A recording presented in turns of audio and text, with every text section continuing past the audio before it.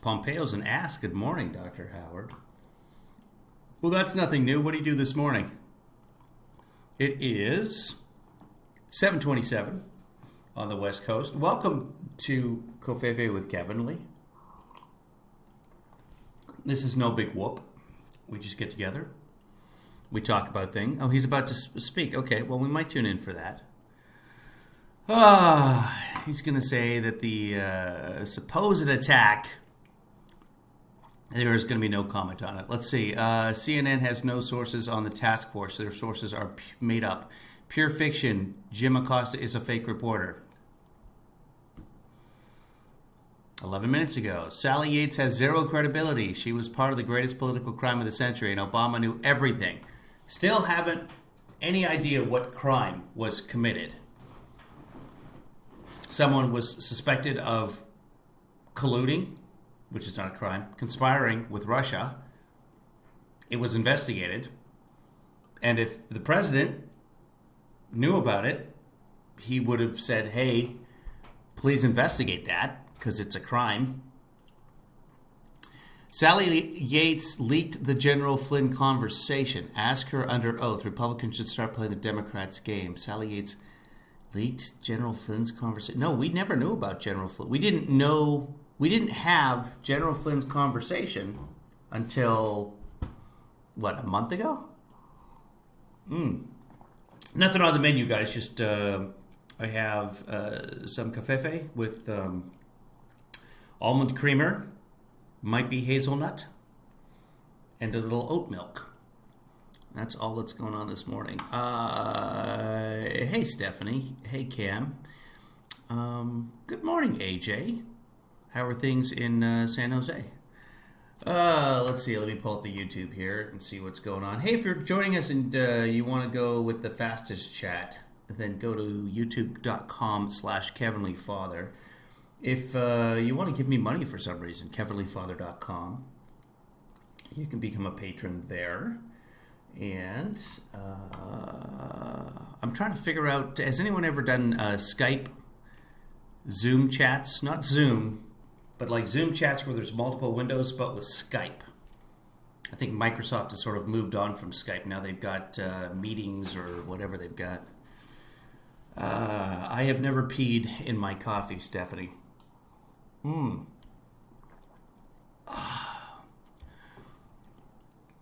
What else is going on with the Trump? Trump 4 hours ago. This is tremendous. Sorry, there is tremendous lawlessness in America's liberal cities. Well, I mean, he's in charge. Would be so easy to stop, but they have a clouded vision of what should be done.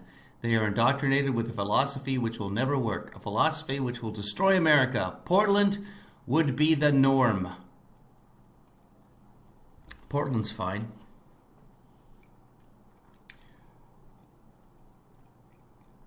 Anything existing happening in the White House today? No, nothing exists in the White House. It's all a dream. And we're going to wake up at some point. 4 hours ago, Nevada has zero infrastructure for mail-in voting. Well, they have a post office. That's part of the infrastructure, so that's not zero. It will be a corrupt disaster if not ended by the courts.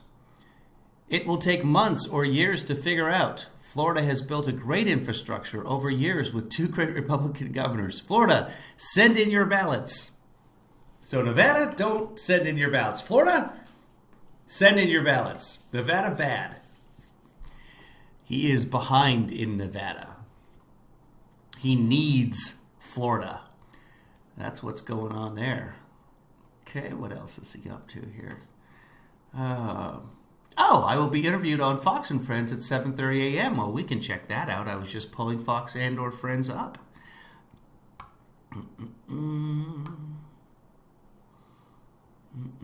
Temporary moment of sanity. Why did I ask about Skype? Because I would like to do Skype with all my wonderful patrons. So that you guys can get in on this as well. Maybe we do Skype in the morning sort of thing, or in the afternoon, or whenever.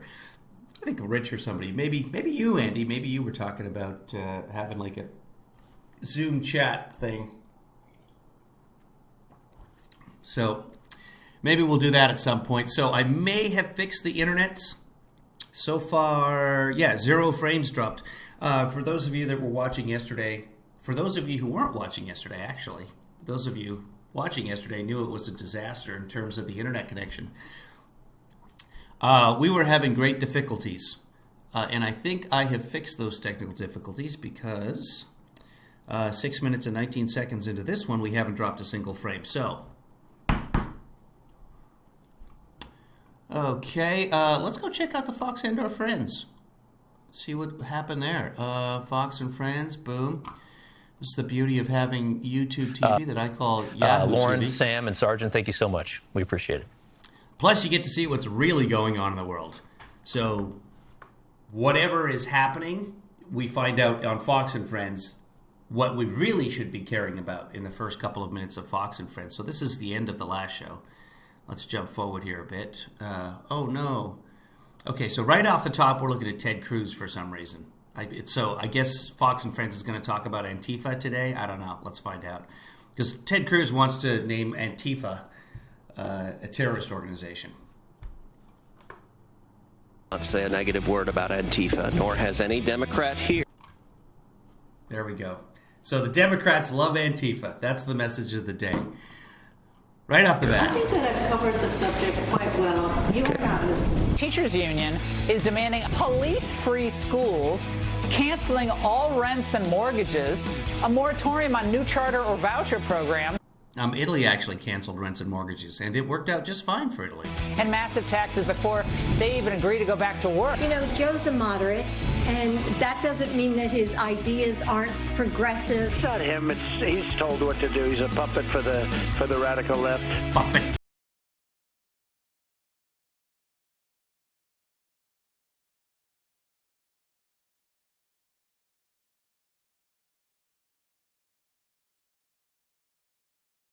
What I believe is the Wednesday edition of Fox and Friends, where there's 3 trees left in the Northeast standing. The rest, get out your chainsaw. We need to cut them up. Who knew everybody's tree roots were so shallow? I mean, can you believe it? It's a very scary situation. And we're waking up this morning to know that some people did die because of those fallen. Oh, okay. Falling trees because of the hurricane. That's what they're talking about. These are East Coast people. Trees. It was so terrifying. Did y'all experience it where you live? A little bit. I had a branch come down. Gavin, our producer here, had 12 trees come down. Yeah. Okay, what about the news? Y'all, an hour. We'll see. Yeah, The new battle over ballots. Griff, good morning. Yeah, Pete Ainsley, Brian, good morning, and buckle up. If you had any doubt we could be headed for an election unlike any we've ever seen, well, look towards Nevada. The Trump campaign's lawsuit is now asking a judge to intervene after the governor there signed a bill on Monday providing for mail-in ballots.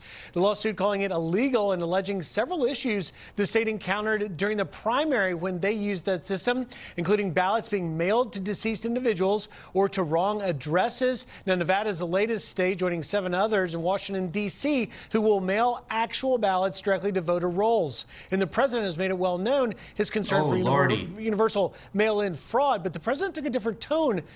Universal mail-in fraud? That's an expression now? Or to wrong addresses. Now, Nevada is the latest state, joining 7 others in Washington, D.C., who will mail actual ballots directly to voter rolls. And the president has made it well known his concern for universal mail-in fraud. But the president took a different tone when it comes to the state of Florida. In the case of Florida, they've done a great job. They've had tremendous success with it, but they've been doing this. Oh, Chris is here, everyone. So, all right, let's go ahead and pack up.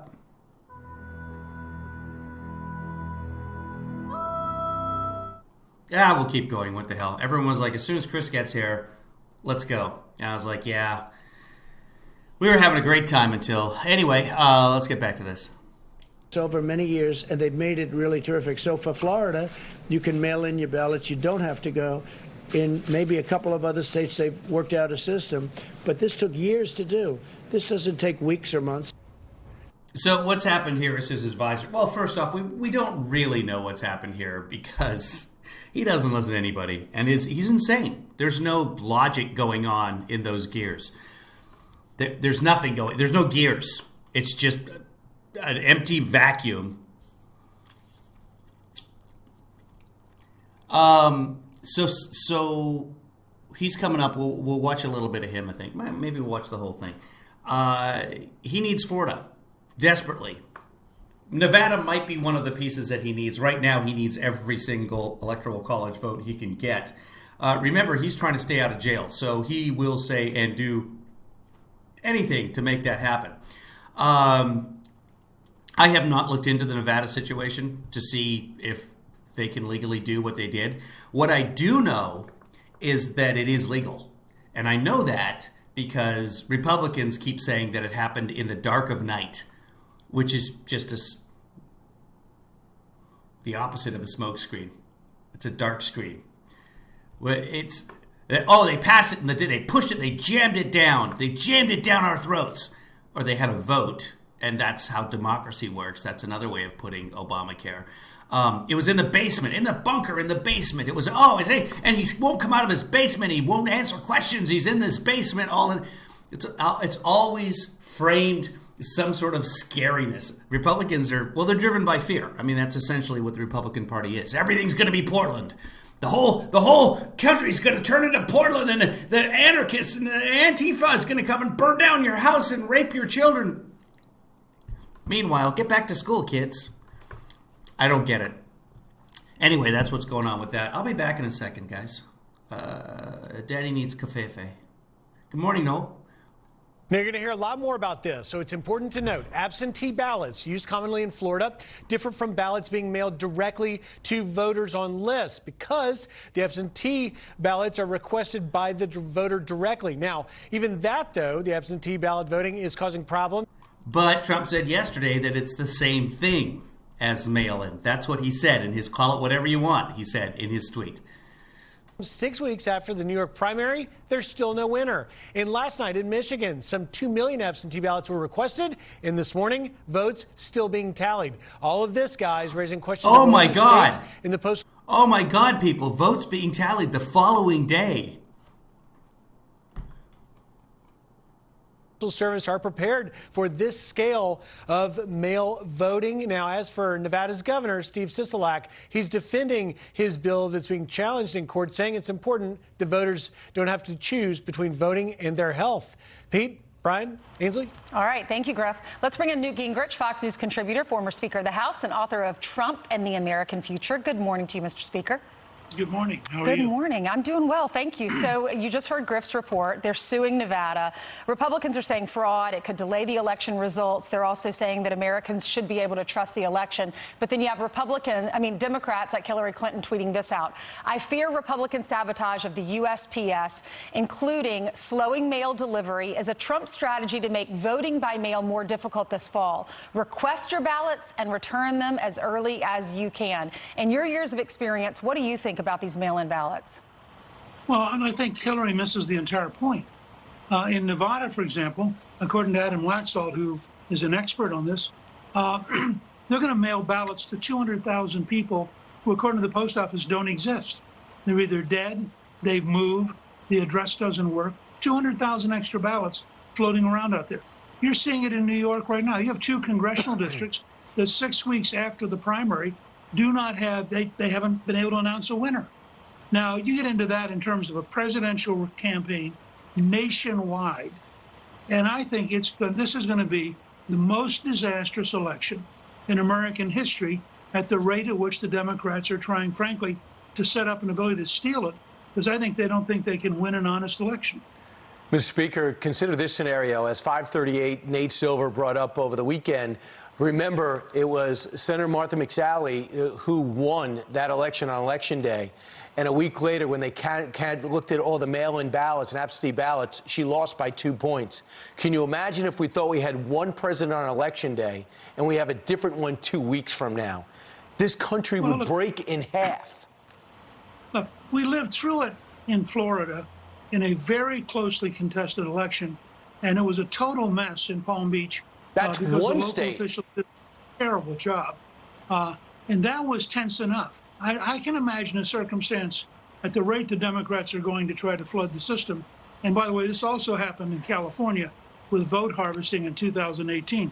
I think there were 6 Republicans who had won their congressional seats on election night who lost them about 2 weeks later as these ballots kept coming in. So I'm very concerned. And Hans von Spakovsky, who is the expert at the Heritage Foundation, has 1,100 cases of vote theft. So I think this is a real thing.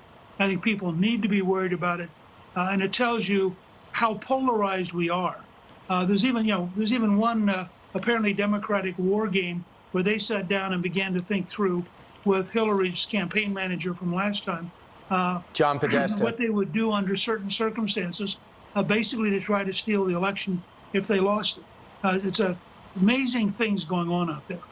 Yeah, Mr. Speaker, we've seen delays in primaries. There was yet in vote counting and outcomes in primaries. Last night, Tuesday night, was yet another primary evening. And there was a big upset in Missouri where Cori Bush, who's a progressive far lefty, beat 10-term Missouri Representative Lacey Clay Jr. in the Democrat primary. This comes as there have been other surprises over the last couple of years. Jamal Bowman won in June, a primary against 16-term Representative Elliot Engel. Of course, you've got the Squad and others who have challenged, so-called Squad, more establishment members of the Democrat Party. Is the Democrat Party in denial of a surge of socialists who are effectively carrying the energy of their base? I don't think they're in denial. I think they're embracing it. I think that's why you have Pelosi and Schumer behaving the way they do in Washington. I think that Schumer, for example, faces the potential of AOC running against him in the Democratic primary in 2 years. And he is not going to move an inch to be reasonable with Donald Trump because he knows that it would kill him in that primary. I think Pelosi knows that Got to go on. I'm still on vacation. Yes. Talk to you later. Yeah, the president Right. commented the Ducey Helix. Thank you, Steve. So long. All right, Mr. President, thanks so much for doing this morning. Can we talk about probably the thing that everybody's talking about today, and that's mail-in voting? What seems to bother you?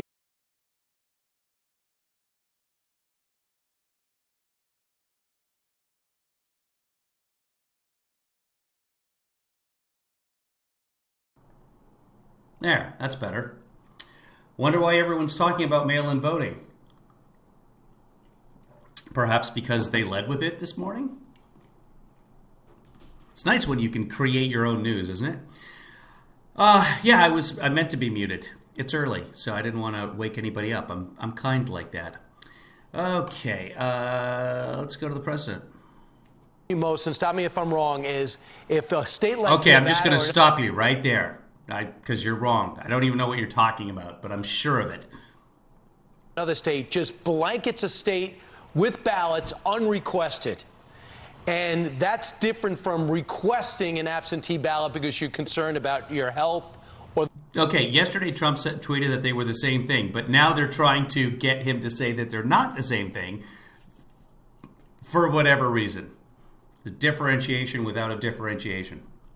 The pandemic. Would you make that, am I accurate in that dissemination? What did he say? Blankets a state. Is that English in that dissemination? With ballots unrequested. And that's different from requesting an absentee ballot because you're concerned about your health or the pandemic. Would you make that, am I accurate in that dissemination? What? No, absolutely. Did I'm accurate in that dissemination? I can't, I listen and then my brain just can't put them in the right order. They are words, I think. Insemination? What did he say? Inception? Is this a dream within a dream within a dream? With ballots unrequested. Yeah. Unrequested. Ballots and unrequested. That's different from requesting an absentee ballot because you're concerned about your health or the pandemic. Really, same thing. Would you make that, am I accurate in that dissemination? Did my accurate in that dissemination? Yo? I don't know how to respond. Absentee is okay because you have to go through a process, Brian, and you go through a process and you make a request and they send it to you and you get it and you fill it out and it's a process and it's... So everyone who's registered to vote, that's not a process. Did I accurate in my inception? A smaller number. What they're going to do is blanket the state. Anybody that ever... Oh, that's the new phrase, by the way. Blanket the state. Send all the registered voters, the active registered voters, a ballot is now called blanketing the state. What's wrong with blankets? Why are the Republicans suddenly afraid of blankets? Are they from the basement? Is that where we keep the linens? Walked, frankly. We'll get one. And you know, the governor's a clubhouse politician. He's somebody that, frankly, was shocking. Anybody know what a clubhouse politician is? Is it one of the good old boys? Is that what we're saying about that? I've never heard this phrase. Maybe I have, and just my brain has not paid any attention. And shocking what he did, more shocking what he did. Without town halls, without meetings, without the public, they went out and they just approved this ridiculous system. And well, they are the representatives of the Republic, and that's how the inception of democracy inception. Did I accurate? The post office will never be equipped to handle it. And you see it in New York in a much smaller... Oh, we're going to watch something. My bestie Chris, female Chris, sent me something from the Lincoln Project earlier, so we'll watch that because it's hilarious. Scale, we have a congressional race, Carolyn Maloney, a congresswoman. It's been 6.5 weeks now. They have no idea what happened. They're thousands of votes off. They're missing votes. They know exactly what happened. They had a deluge of mail-in ballots because people were like, yeah, I'm not voting. I'm doing this by mail. There's a pandemic. And they're counting the ballots. There's absolutely zero evidence of fraud.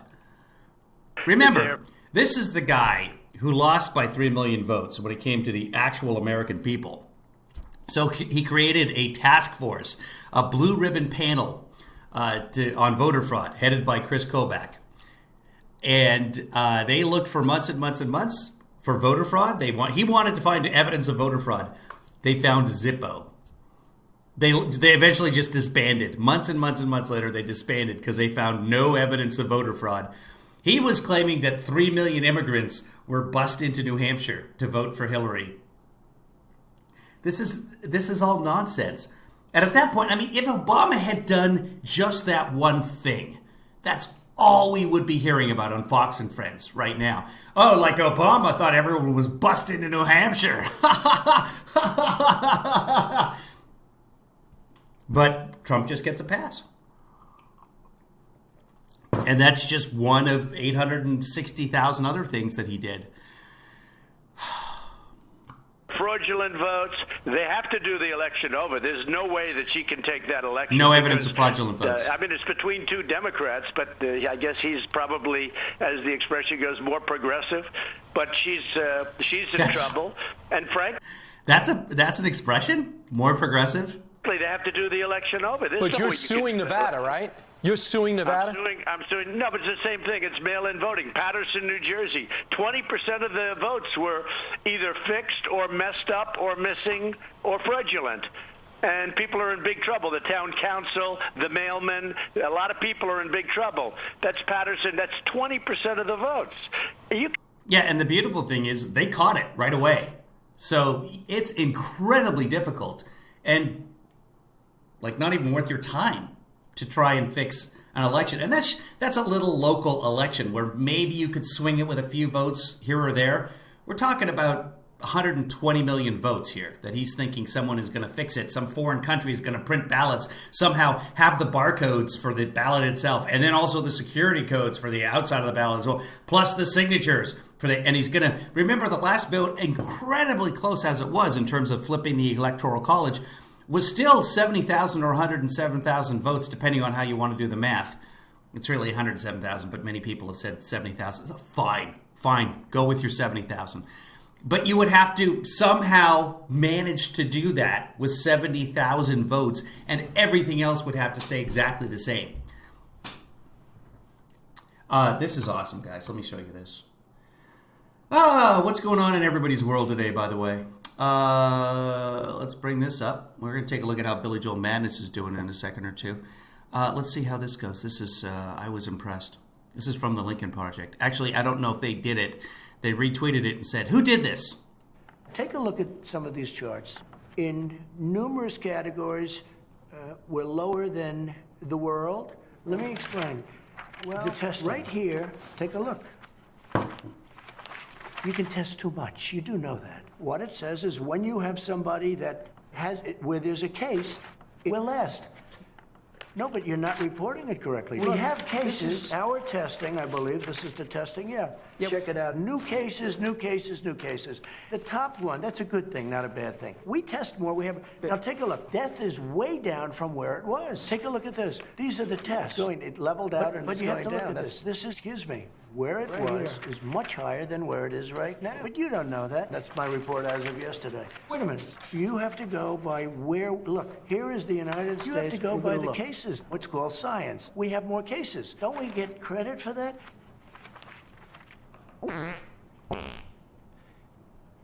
Well, we show more cases. They are dying. That's true. And it is what it is. Now it's going down again. And, you know, there are those that say the world is so very, just read the manuals, read the book. This one didn't reach my desk. That is awesome. And you know what? Makes just as much sense. Like, tracks just as much as the actual interview, which we'll probably watch later today. Well, we're on a page here. Well, let's check out. Oh, no. Okay. Let's try it again. There we go. Let's check out the C-SPANs and see if anything's coming up. So Mike Pompeo is talking right now. Do you want to see the Mike Pompeo, guys? Oh, Stephanie, get over that vertigo. That is my command. Your Kevinlyfather commands you. See if that works. Yeah, I had vertigo for a week, and I got it as I was cleaning. I was like, hey, I have a house. I should keep it clean. And the walls, right, we had this front doorway, and the doorway, you walked into this hallway where you took off your shoes, etc., or your boots, because I'm Canadian. And the kids would always lean against this wall. They'd walk in, open the door, and then they would lean against the wall and undo their boots, shoes, or whatever, and then scatter them onto the floor and run off into the house somewhere. And so the wall was covered with all these little prints, little hand prints, and also dog nose prints. And so I thought, well, I'll clean this off. And so I started with a spray cleaner, which, I don't know, Fantastic or whatever it was. And I started spraying, and it was really powerful. And that, suddenly I'm like, whoa, what is going on? I got really dizzy. So I stood up, and I was still dizzy. And I was like, oh, I'm just going to go sit on the couch. So I went to sit on the couch, and the next thing you know, I was kind of lying on the couch. And I was like, why doesn't the room stop spinning? So I don't know if the chemicals triggered it, but it lasted about a week, and I do not envy you. So I am sorry, anybody who ends up with the vertigo. It is, God, it's infuriating. And I don't know, Stephanie, people had recommended like going to a chiropractor and having them do the move your head around and kind of reset your inner ear, which for some people apparently works. It did not work for me. But then after about a week, I was fine, and it's never come back. Sorry. It's terrible. Pete Hamill passed away. That's sad. Let's see. So Mike Pompeo is live. Vice President Pence is making a campaign stop in Clearwater, Florida, so that's good. We're going to watch the Axios interview a little bit later, guys.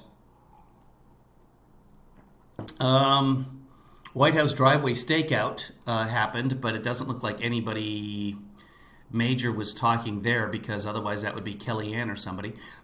Let's just duck in on Pompeo, see what's going on. Oh, we can watch from the beginning. Okay. Oh, this is good. It's good stuff right here. This is comedy gold. Here we go. Yeah. Okay. Moving forward.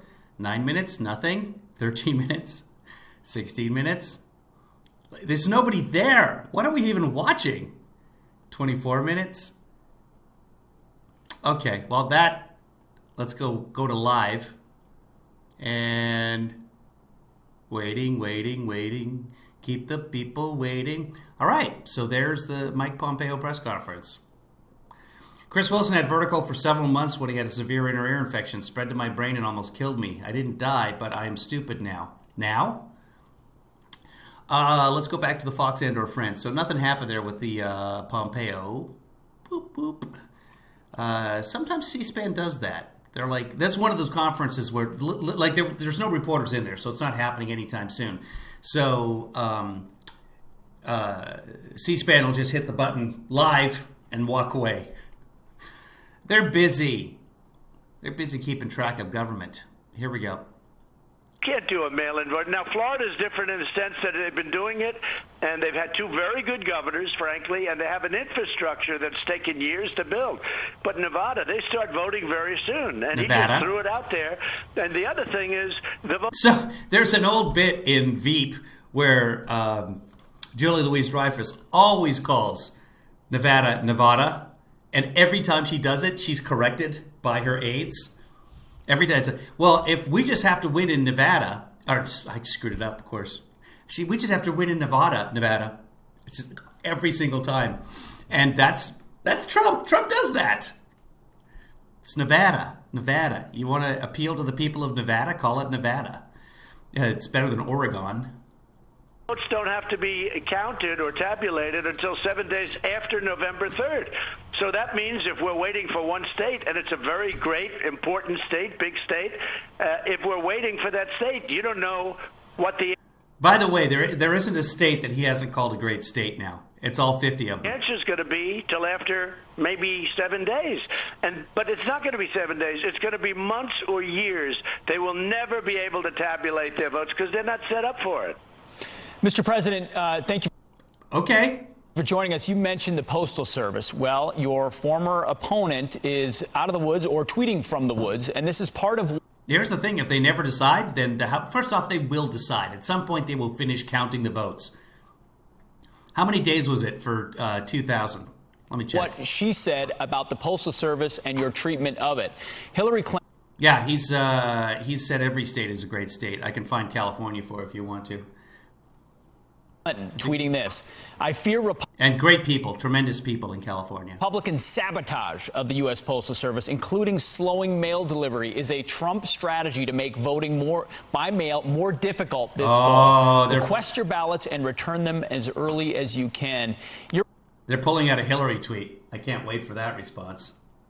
Response to Hillary Clinton accusing you of sabotaging the post office. Well, first of all, remember the famous question when she asked me whether or not I accept the results of the election? She felt pretty confident until the end of that debate. And frankly, she was very strong. Would you accept the results of the election? Well, she didn't accept the results. She still has. She's living in a cocoon. And I guess people don't like her, or somebody doesn't like her, but she was... President Macron called Iranian President Rouhani and say that Europe has started to ship the medical goods to Iran. Will you consider medical goods? Yes. That doesn't bother me. Yeah. So will you think if they're sending medical goods to Iran, it doesn't bother me. No. Okay. Yeah. So the other question is that the world also paying attention to the U.S. election. So we are also we know that Bernie Sanders has dropped out today. I did see that today. Yeah. Well, he didn't really drop out. He didn't really. What about his delegates? I mean, he said he's going to keep his delegates, and which is sort of interesting. He's going to keep his delegates, and he'd like to get more. Now, is he dropping out or not? That's not dropping out. When you keep your delegates, and then you want more delegates before you get to the convention, that's a weird deal going on there. I don't know what's happening. And I don't know why President Obama hasn't supported Joe Biden a long time ago. There's something he feels is wrong. Why isn't he'll come out? I'm sure he's got to come out at some point, because he certainly doesn't want to see me for 4 more years. We're not. We think a little bit differently. You know what? I'll tell you. It does amaze me that President Obama hasn't supported Sleepy Joe. It just hasn't happened. When's it going to happen? When is it going to happen? Why isn't it? He knows something that you don't know. That I think I know, but you don't know. Medical goods to Iran. You should be sure that that vote is meaningful, and it's not just made fraudulently, because there's a lot of fraudulent voting going on in this country. This country should have voter ID. Okay, let's do another one. Go, please. Mr. President, the only way that we can track these millions of doses of hydroxychloroquine that are being distributed across the country is through the eHealth data system. How systematically is your task force watching this? Well, I think it's very systematic. Yeah, we're distributing the hydroxy all through the country. It's being distributed, delivering it directly to the government. Were you considered medical goods? Yes. Incredible trade deals, and I think he's doing it to negotiate. But in the case of Russia, in the case of Saudi Arabia, over the last week, clearly Americans are getting very anxious to go back to work. I There's agree. something optimistic. Go ahead. So this is from April 8th. I'm trying to find great state of California for Chris. It's in here. Anyway, it's not where it's supposed to be. So I blame no one. Let's go back to Trump here. But yeah, he has said great state of California. Didn't do the job. She didn't do the job that she was supposed to do, and she should accept that. Now she continues to go on, and she's talking now about the Postal Service. Well, as you know, the Postal Service for 40 years has had big problems, and they're not equipped to handle a governor where they say millions of ballots, by the way, will be posted in a couple of weeks. Gear up. You can't do that. It doesn't work that way. It's a very complex process. So Nevada, we're in court. We send out a letter, you send the letter back. Incredibly complex. It's, by the way, it's not the Postal Service. They can handle it. They've already said that they can handle it. I mean, they look at the volume of mail at Christmas compared to the rest of the year. The Postal Service is able to gear up. Oh no, one extra letter in my mailbox. We'll see how it works out. But if it doesn't work out, you're not going to know the November 3rd election results. I'm talking for the country. It could be for months and months. I mean, actually, it could be for years because you'll. That'll be on the counting end, though, not on the mail part. There will be. I mean, of course, there will be screw ups. There will be post people who drop letters or whatever, and there will be ballots found at apartments, and you know it'll drive the Republicans crazy. And unfortunately, for the next 4 years, everybody will say that Biden is legitimate or illegitimate because some postal carrier left his bag on a corner somewhere. Yeah, that's just what's going to happen. So just get used to it, folks. And then the response to that will just be, you lost. Get over it. Never. They sent and they plan to send these ballots to everybody that's ever walked in the state of Nevada. It will be a disaster. First off, nobody walks in Nevada. I've been to Nevada. Everybody takes cars. Secondly, no, that's not the way it works. It's current registered voters, active registered voters. What about the debates? Jill Biden was interviewed yesterday by Dana Perino, and she said that Joe Biden will be debating you in those 3 debates. He's already I thought it was Jill Biden. Ballots to everybody that's ever walked in the state of Nevada. It will be a disaster. What about the debates? Jill Biden was interviewed yesterday by Dana. God, see? And remember a couple of weeks back, Republicans were accusing, who was it? They said got Jill Biden and Joe Biden confused. Couldn't remember. I think it was Joe Biden himself. Like, couldn't remember his own name or something like that. No, he said Jill.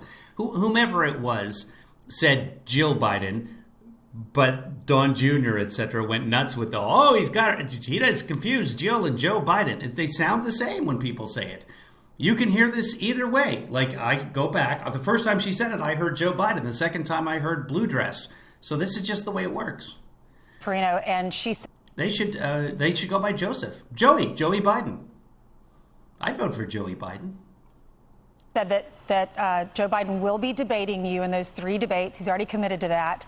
But then you have people with the New York Times, Joe Lockhart, suggesting that Biden not debate you. That's Joe Lockhart. You have others saying that all of a sudden it's not an accurate forum and they're not in favor of these debates. Why do you think that is? Well, they're trying to get out. I mean, my people are telling me that they're playing very cute. They're trying to get out. There's no question about that. But, you know, we should have the debates. The one problem I have, the debates very... And Joe has said several times that he's looking forward to the debates. So, all right. Late.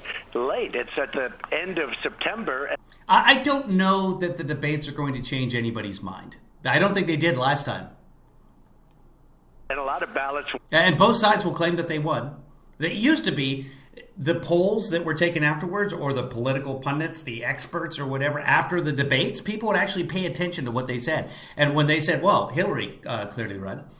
Todd, good to see you. Good morning. I thought you were playing Joey Fatone. Will already be cast by that time. They want to make the debates as late as possible. And, you know, this commission, they've already apologized to before what they did. They were oscillating my mic. during one debate. They've actually apologized, if you can believe it. I have it in writing that they would do No, he it, does what not. They do. And this is a commission that's a very left-leaning commission. I frankly wouldn't have even used it, and I could have done that, except it's been used for years.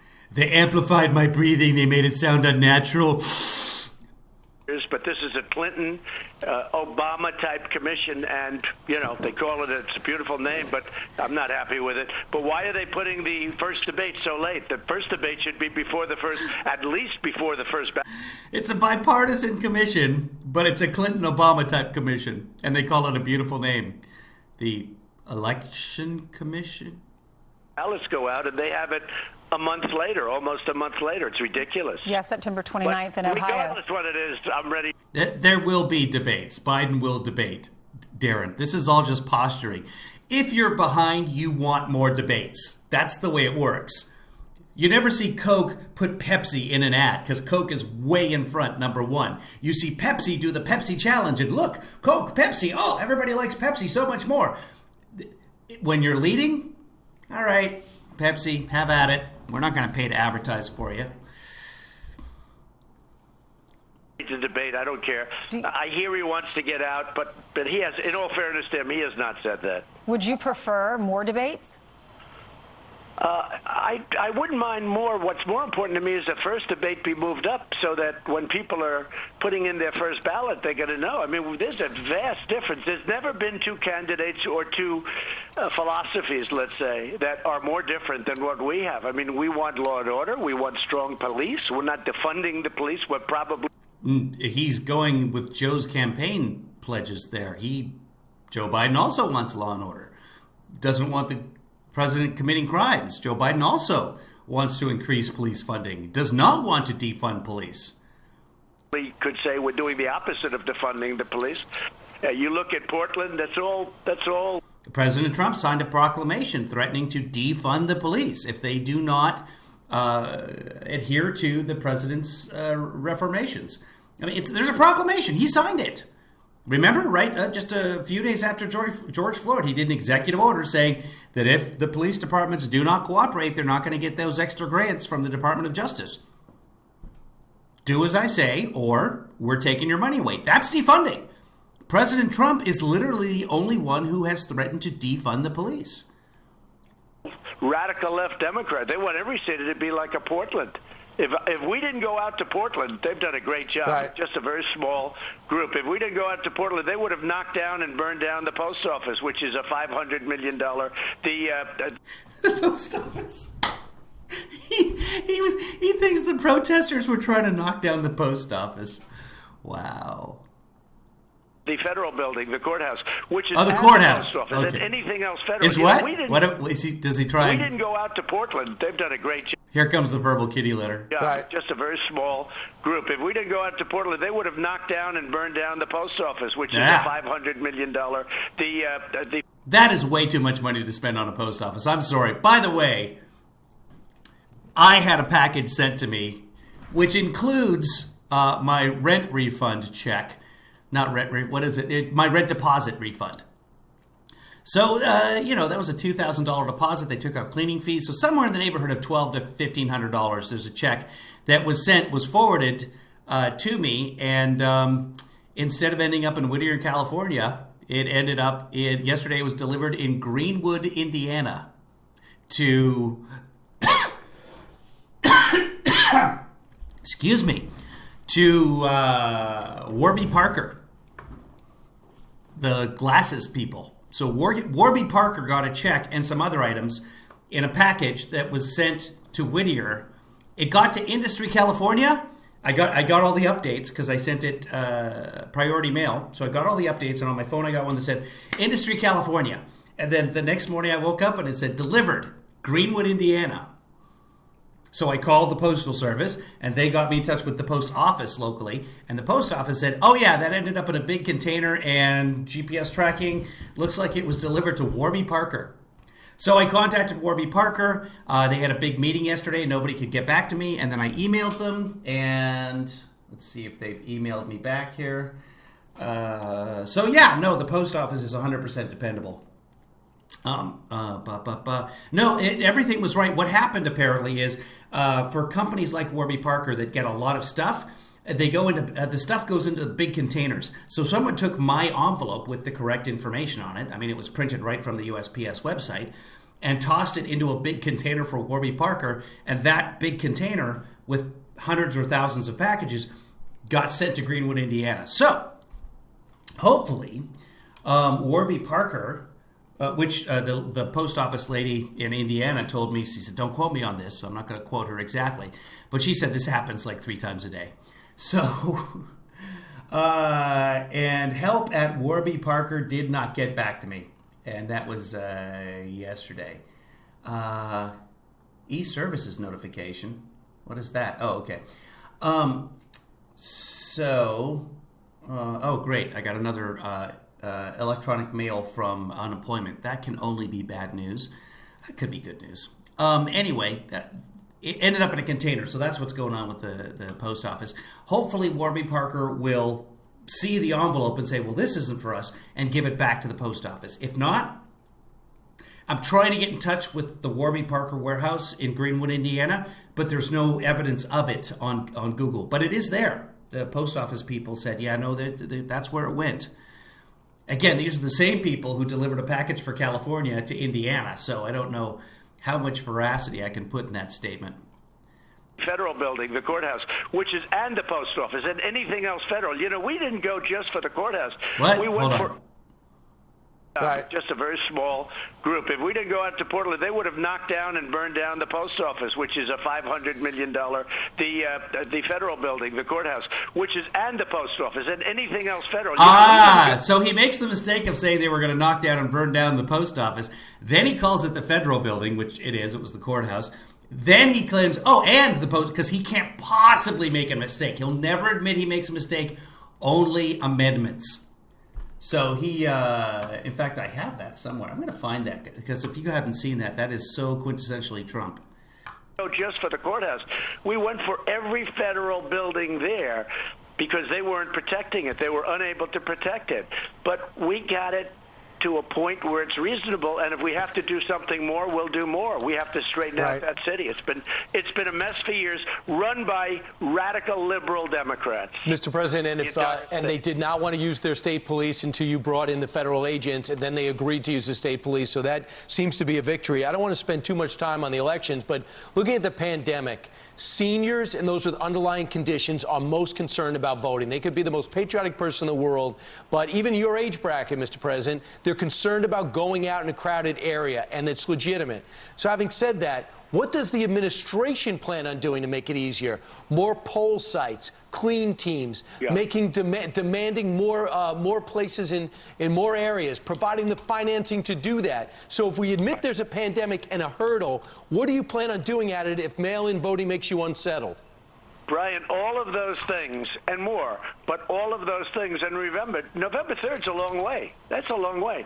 The numbers are coming down very rapidly in Florida. They're coming down in California. They're 90 days away. Register now. Coming down in Texas. They're coming down. Those 3 places shot up, and those numbers are coming down. So by the time we get there, we'll probably be in very good shape. But all of those things, cleanliness, they'll wear the mask, they'll do whatever they have to do, but they want to vote.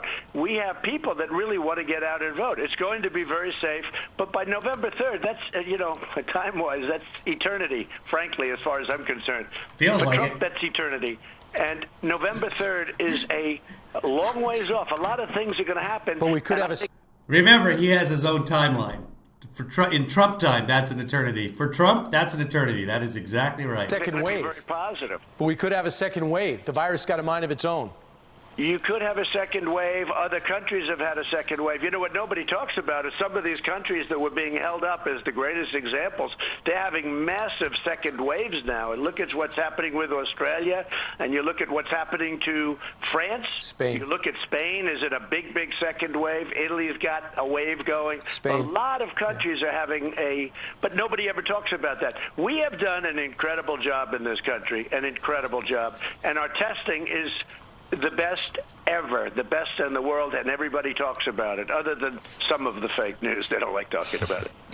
Mr. President, your latest campaign ads portray Joe Biden as a vessel, an empty vessel for the radical left. That's the argument your campaign is making, and certainly he's made an alliance with a lot of folks in the Bernie camp. Well, Joe Biden's chief surrogate, his wife, Dr. Jill Biden, was on our network yesterday. She made a different argument. They're definitely listening to your ads. Here's what she said. You know, Joe's a moderate, and that doesn't mean that his ideas aren't progressive and bold and forward-thinking. But he's not someone who's left. He's not someone who's right. He's a moderate, and that's who he's always been. I think Joe has a really strong vision of where he wants to take this country, and he has a strategy and a plan, and whether it's on climate change or education. Cam, you're not allowed to talk about a puppy without sending him pictures, so I'll be waiting for him. Or the economy. Joe knows where he's going and what he wants to do. Mr. President, is Joe Biden a moderate? Is that what voters will believe? Joe Biden's whatever they tell him to be, and I think it's good that a wife is. I would expect a wife to say that. I don't get this strategy. Accuse Joe Biden of this, and this, but he's not responsible for any of it because he has no idea what's going on. The appropriate thing to say, but Joe is being taken so far left. Look at the manifesto that he and Bernie agreed to. That's further left than Bernie ever was. No borders. Think of it. Open up the walls. Let's open up the walls. Let everybody. We're up to 270. Twitter's strange because I did capture a video and posted on Twitter of Trump saying, "Never admit you make a mistake, only amendments." And then doing a Twitter search, I can't find that now. And I've used several different key phrases trying to find it. But there's things that I've posted on Twitter that just disappear. I know it was there because several people retweeted it, etc. So I know it's there somewhere. The search function, it just seems lacking. 6 miles of wall now. Thank goodness we have it, because Mexico is heavily infected, and we'd have a surge. I mean, Mexico's having tremendous COVID problems. We will have the wall completed, almost completed by the end of the year. Shortly thereafter, it'll be completed. 537 miles of beautiful, very, very powerful wall. And wherever we put it, nobody's getting through. Nobody's getting through. But the fact is that Joe has agreed already. So how can they say he's a moderate? He's agreed to all these things. You take a look what he wants to do to police forces. In Florida, Texas, they just gave me all of the law enforcement, gave me their endorsement. But they have no choice. It's not, I told them when we were together, I say, I'm very happy to have it, but you have no choice.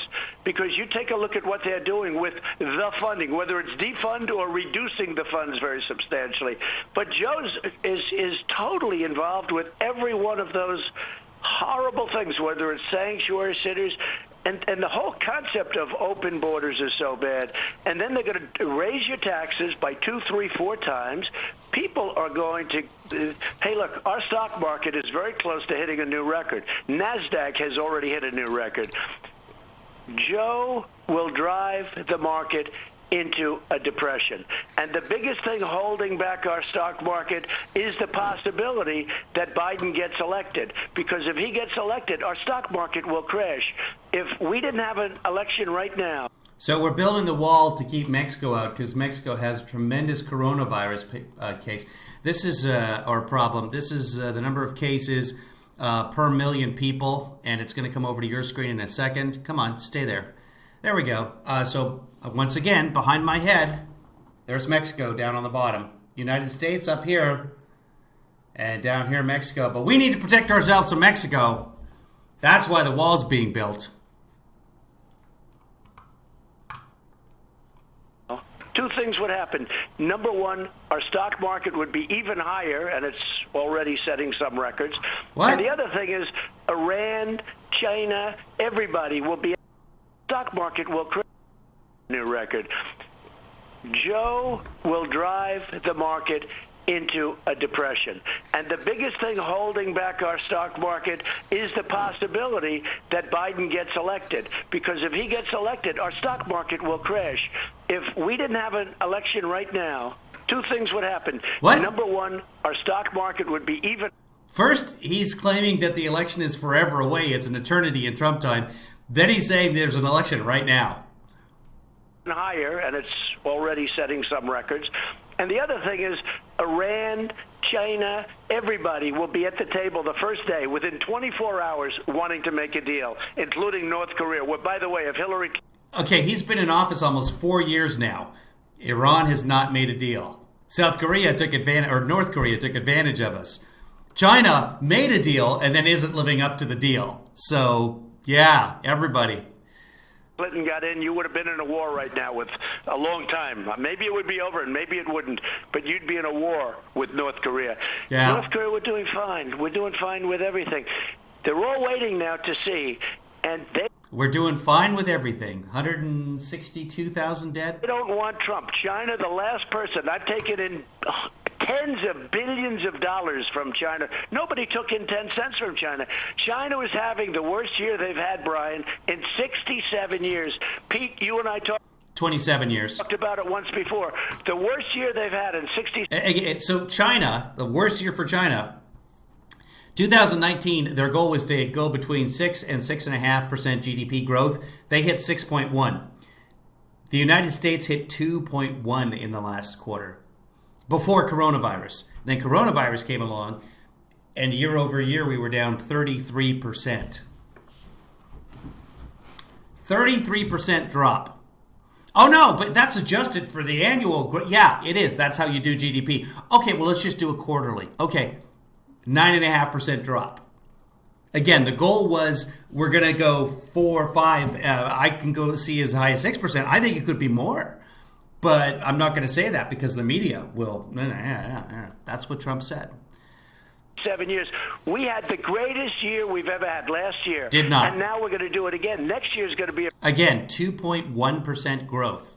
That's not the greatest year we've ever had. Very strong. Under Trump, we've never hit that 3% magical yearly growth that he's been talking about. We got to 2.9, and then they claimed that they had 3% growth because they took the fourth quarter of the previous year and took away the fourth quarter of the current year. And they said, no, there's your fiscal year. It's like taking the fourth quarter of the last football game you played where you got a couple of late touchdowns because all the subs were on the field and saying, no, if you add that quarter plus the first 3 quarters of the Super Bowl, totally won. Woohoo, champions!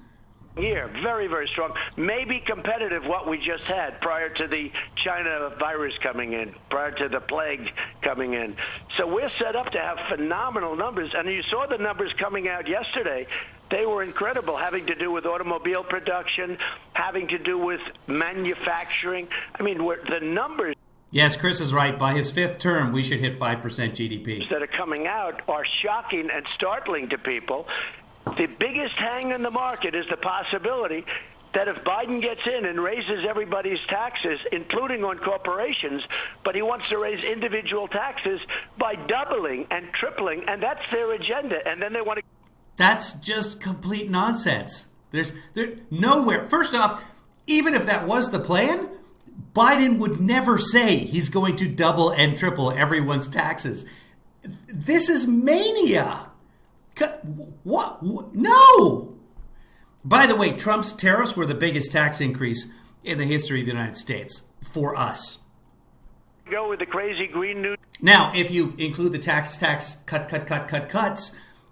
if you're in the top X percentage, one of the wealthy people, your taxes actually went down regardless of tariffs, unless you were purchasing a lot of Chinese products. In the top 1%, their average tax cut was about $30,000. If you were a teacher making $42,000, your tax cut was about 78 cents a week. So, yay, tax cuts. My taxes went up. Deal, which will put everybody out of business. What's your plan for businesses when it comes to the payroll tax cuts? Well, I may do it myself. We're negotiating right now. I have the right to suspend it, and I may do it myself. I have the absolute right to suspend the payroll, to do the payroll tax. And we call it a payroll tax suspension. That's an incentive to people and small businesses and businesses generally to hire back their workers. And we're doing very well in that regard. But I will tell you this, the blue states, the Democrat states, they don't want to open up anything. They don't want their schools open. They don't want their businesses open. They want to keep it shut. And you can't do that. You're hurting people by doing that. You know, there's a cost. We did the right thing. We closed and then we opened. If we didn't close at that time with that terrible virus that should have never been here, China should have stopped it. If we didn't close, we would have had millions of people dead.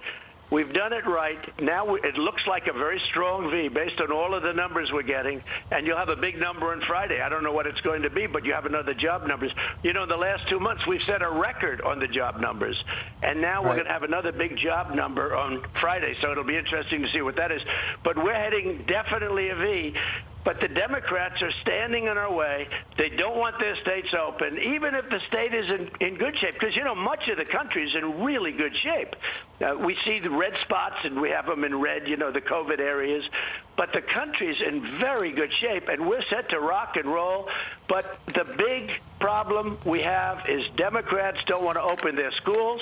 They don't want to, because they think it's going to hurt the election for the Republicans. And they shouldn't play that game. They should put the people first. But, Mr. President, when it comes to the coronavirus, roughly we're getting 60,000 new cases a day and 1,000 deaths. So that's what's got people freaked out. Got 18 states with increasing cases as they try to get a hold of this thing. Well, going back to the testing for a second, while we have testing, we don't have the reagents and we don't have the swabs.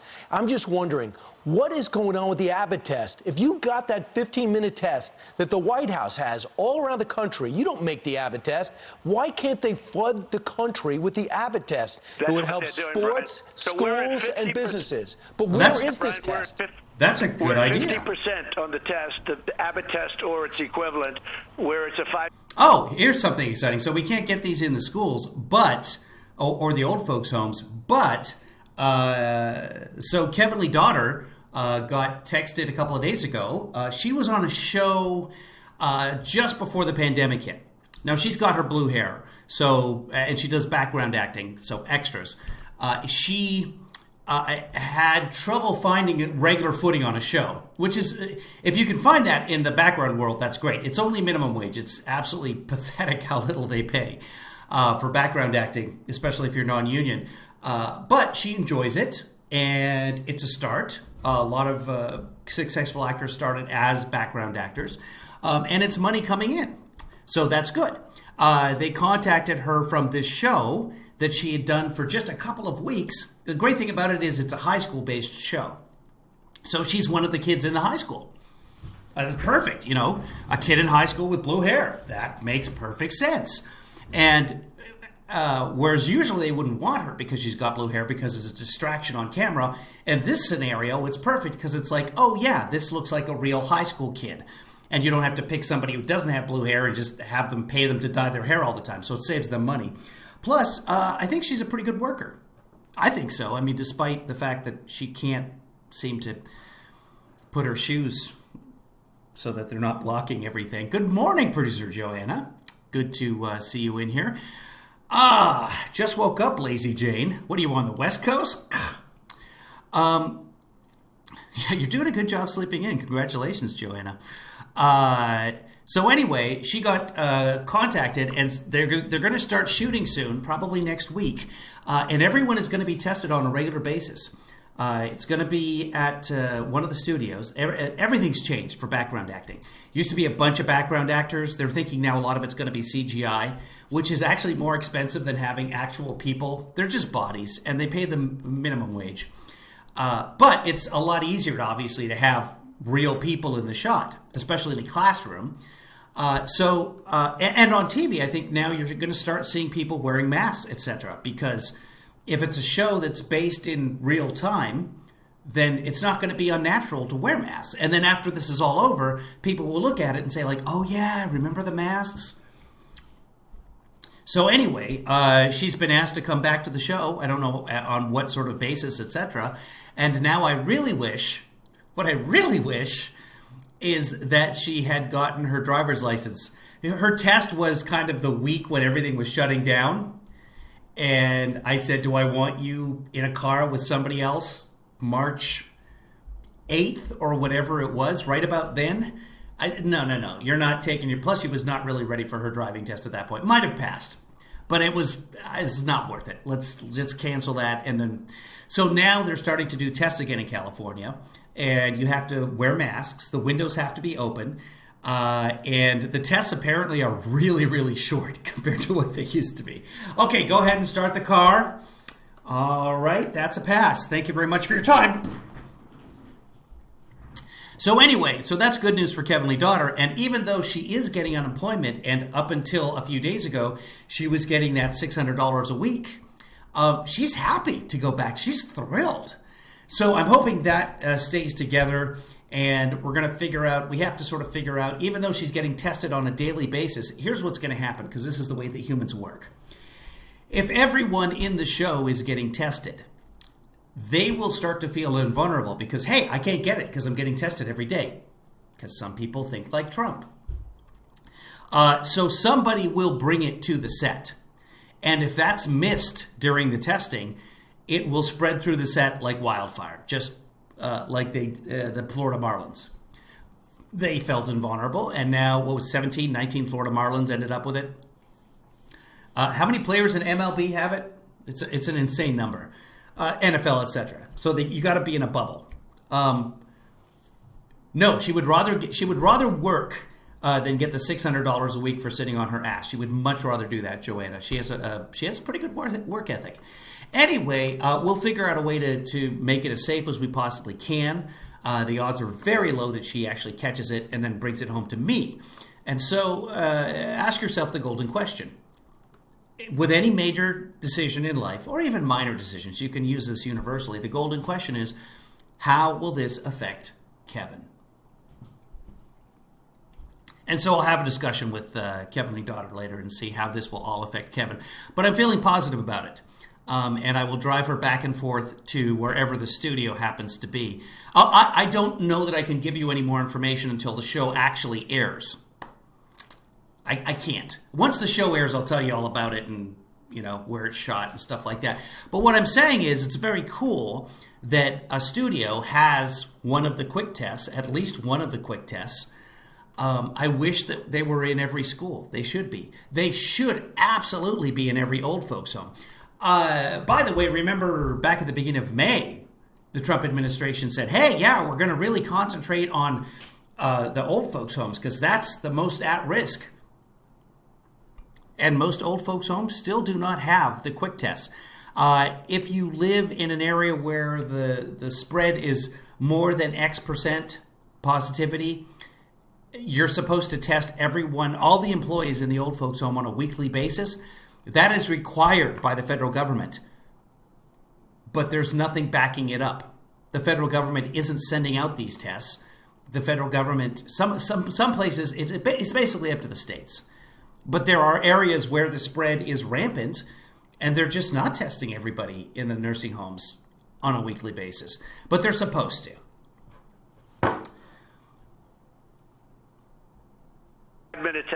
Absolutely. Keep Kevinlyfather safe. Thank you, Stephanie. That's really what we should be concentrating on. I'm going to play this a little bit more. And goes up to 15 minutes. It's a great test.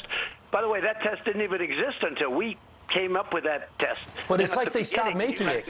I don't know anybody that gets it. That test didn't even exist until we came up with it. Yeah, because there was no COVID-19, you fucking moron. Who says things like that? Wow. I never played Santa Claus before I had kids. So really, I should take the credit for that. They're all going to these labs, and it's taking forever. 50% of the country is short-term testing. We're going to more. But you have to remember, we did 61 million tests. The next country is, like Germany, is at 3. India, with 1.5 billion people, is at 11. We're at 61. Nobody's even close to us in testing. And, it's just another talking point. And by the way, when you do a lot of testing, you have more cases. So they say, we have more cases. Well, that's because we test and we find people that need help and we take care of them. This country has done a great job on the corona, and I will say, the people that have worked on it have been amazing what we've done. From ventilators where we had nothing to making them now for the world. We're supplying the world now with ventilators, and you go back 4 months, we didn't have any, and it's a complicated piece of machinery. It's big, it's expensive. The job we've done has been an amazing job. When you say that 18 states, But what you don't say, Brian, is that many states, most states, are coming down, way down. And now Florida, Texas, as I said, California, and others are coming down. But most states are coming down. You look at a map, and white means good. Most of the map is in the white color. The red color is the corona or potential, and it's a very relatively small portion, but it's coming down. What I missed? Did he say something stupid? Some states are going up a little bit, but they will very shortly. They're under control. They'll be coming down. This is a terrible everything is under control. It's always under control. Thing that China sent us. This is not easy. This is a terrible thing. And all you have to do is look at every other country in the world. 188 countries are suffering with this plague.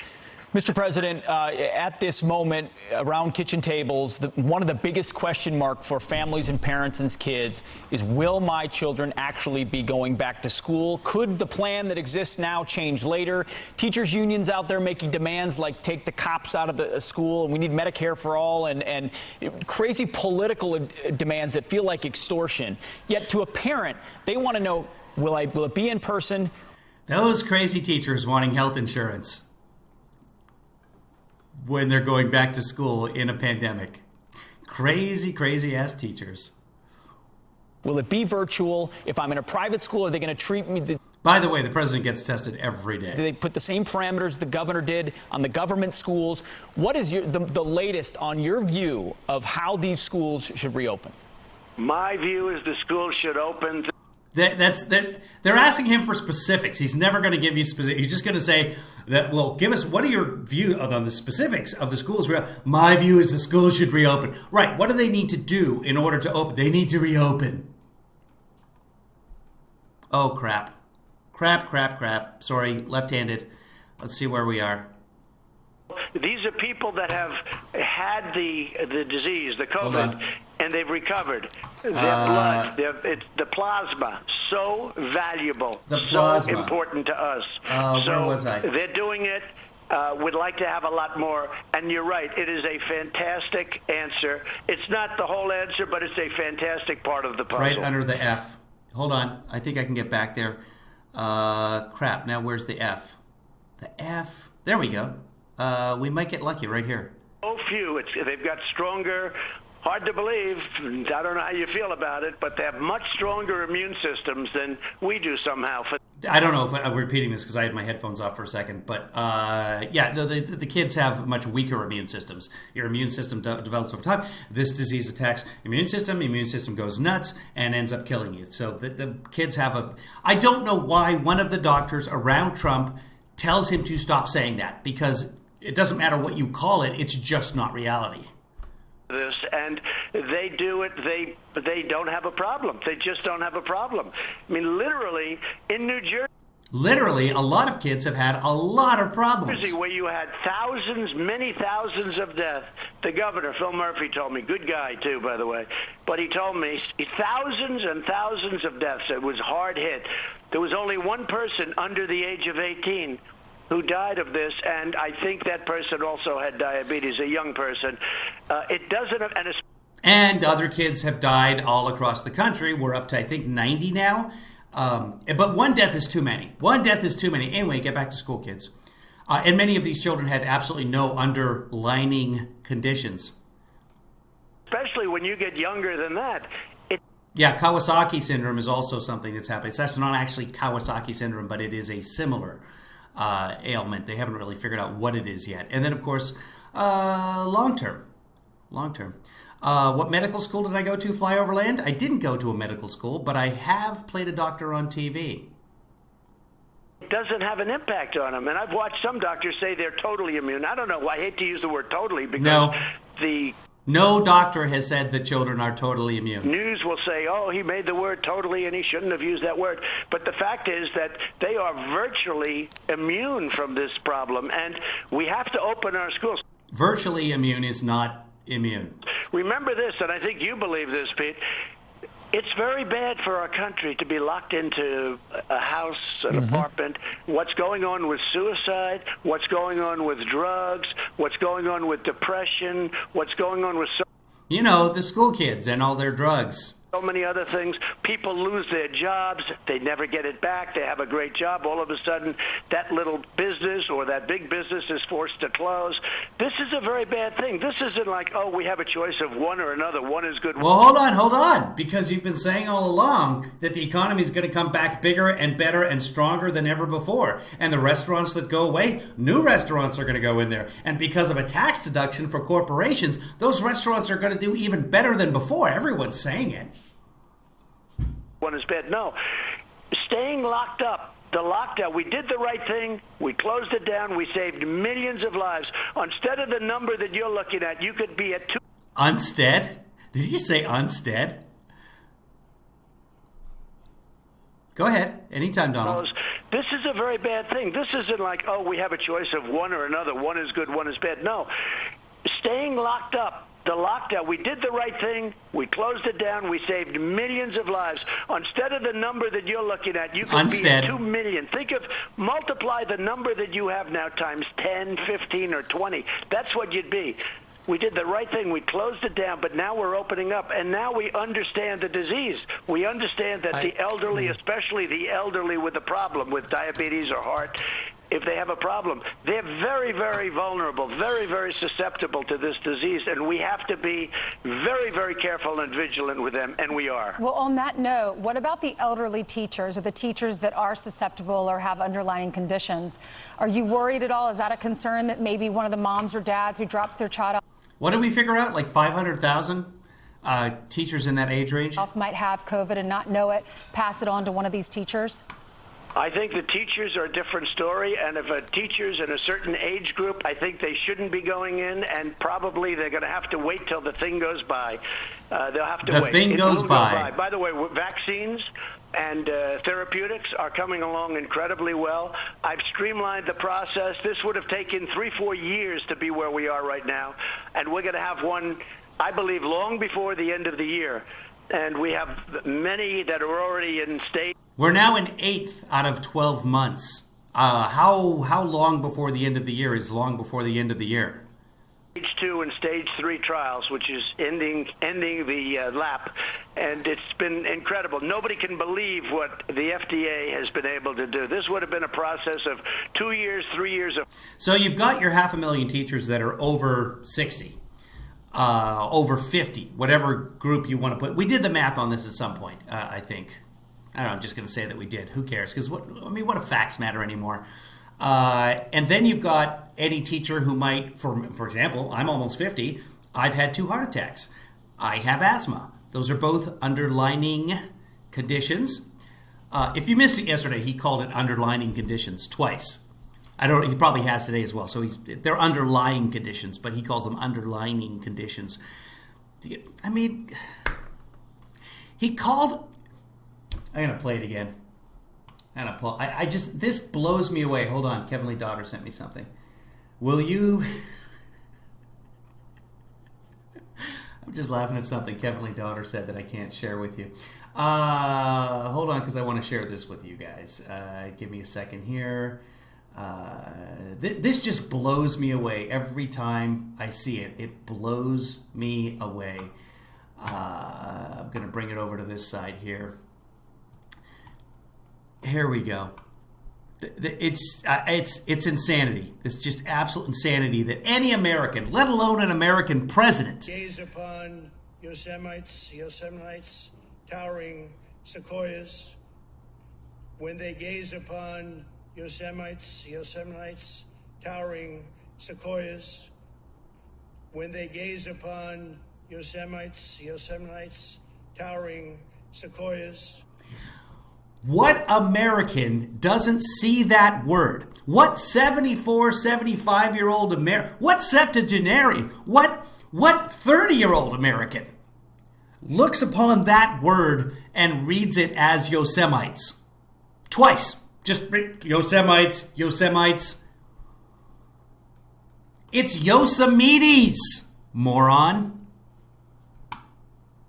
He's in charge. He is in charge of the pandemic. Why do we have 165,000 deaths? Mr. Yosemites here. 4 years, and we're ready just about. We think we're I mean, we have such great candidates. Candidates meaning vaccines and therapeutics, where you walk in, a transfusion or a shot, and the people get better. That's the one I really And Mr. President, today's Washington Post, written by four experts, one of which is Scott Gottlieb, who I know you like. He says blood plasma might be the COVID-19 treatment we need. And if we could get people that have recovered from the virus, get the plasma and get it widespread, that might be the therapeutic. You're in the meetings with the leading doctors. Do you believe this? And if so, what are you doing to spread this plasma? I haven't heard much about this in months. You're in the meetings with the leading doctors, and you're still calling it underlying conditions. Like anything the doctors tell him is going to sink in. The guy who thinks that the children have the best immune systems. Yeah, it's a big thing. In fact, I had the meeting the other day at the Red Cross building. You probably saw that. It was a big meeting on it was mostly on plasma. Plasma. It was also a meeting for people that have It was just across from the Central Plaza. Recovered. People that have recovered. Next to the Plasma Hotel. If they would go to their blood bank, give the Red Cross or wherever they can find and give a donation, because I'll tell you what, that would be a tremendous thing. Scott is 100% right. It's a tremendous thing what we've done with the plasma. And it makes better, it makes people better. It's fought them off once, and it'll fight them off again. But that's a new thing. That's another way of doing it, and it's something that we have very, very much. We're taking tremendous amounts of blood. We are getting tremendous donations from people. These are people that have had the disease, the COVID. There it is, Dr. Howard. Black Lives Matter plasma. And they've recovered. Their blood, it's the plasma, so valuable, so important to us. So important. They're doing it. Would like to have a lot more. And you're right, it is a fantastic answer. It's not the whole answer, but it's a fantastic part of the puzzle. Mr. President, the debate's ongoing on Capitol Hill about another stimulus bill. The Democrats say they want $3.4 trillion. Republicans rightly balk at that. A big part of the discussion is how... That's not framing the argument at all. Democrats want 3.4 trillion. Republicans rightly balk at that. You're not a congressperson.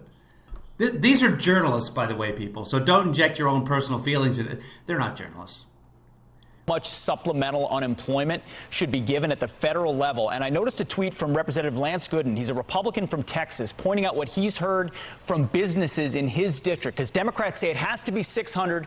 Well, Republicans feel like if you're being paid more to be on unemployment, it may be a disincentive to go back to work. Here's the tweet. He said, with $600 extra unemployment expired, business owners in my district tell me this week is the first week they've had all their employees show up. Do you believe that if unemployment is more than people... Okay, nonsense. If you're offered your job and you refuse it, you lose all your unemployment. I'll verify that in Texas, but that's the way it is in Washington, California.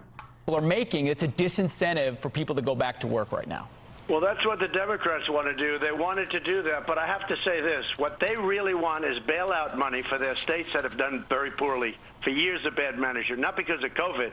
You can add COVID to it, but basically for years of bad management, they want bailout money. They want $1 trillion to bail out states and you know the states, I don't have to go over them, I'm not going to embarrass anybody, but there are states that have done very, very poorly, and they want bailout. They want to use COVID to get them bailed out, and we can't do that. With all of that being said, we want to get funds to people so they can...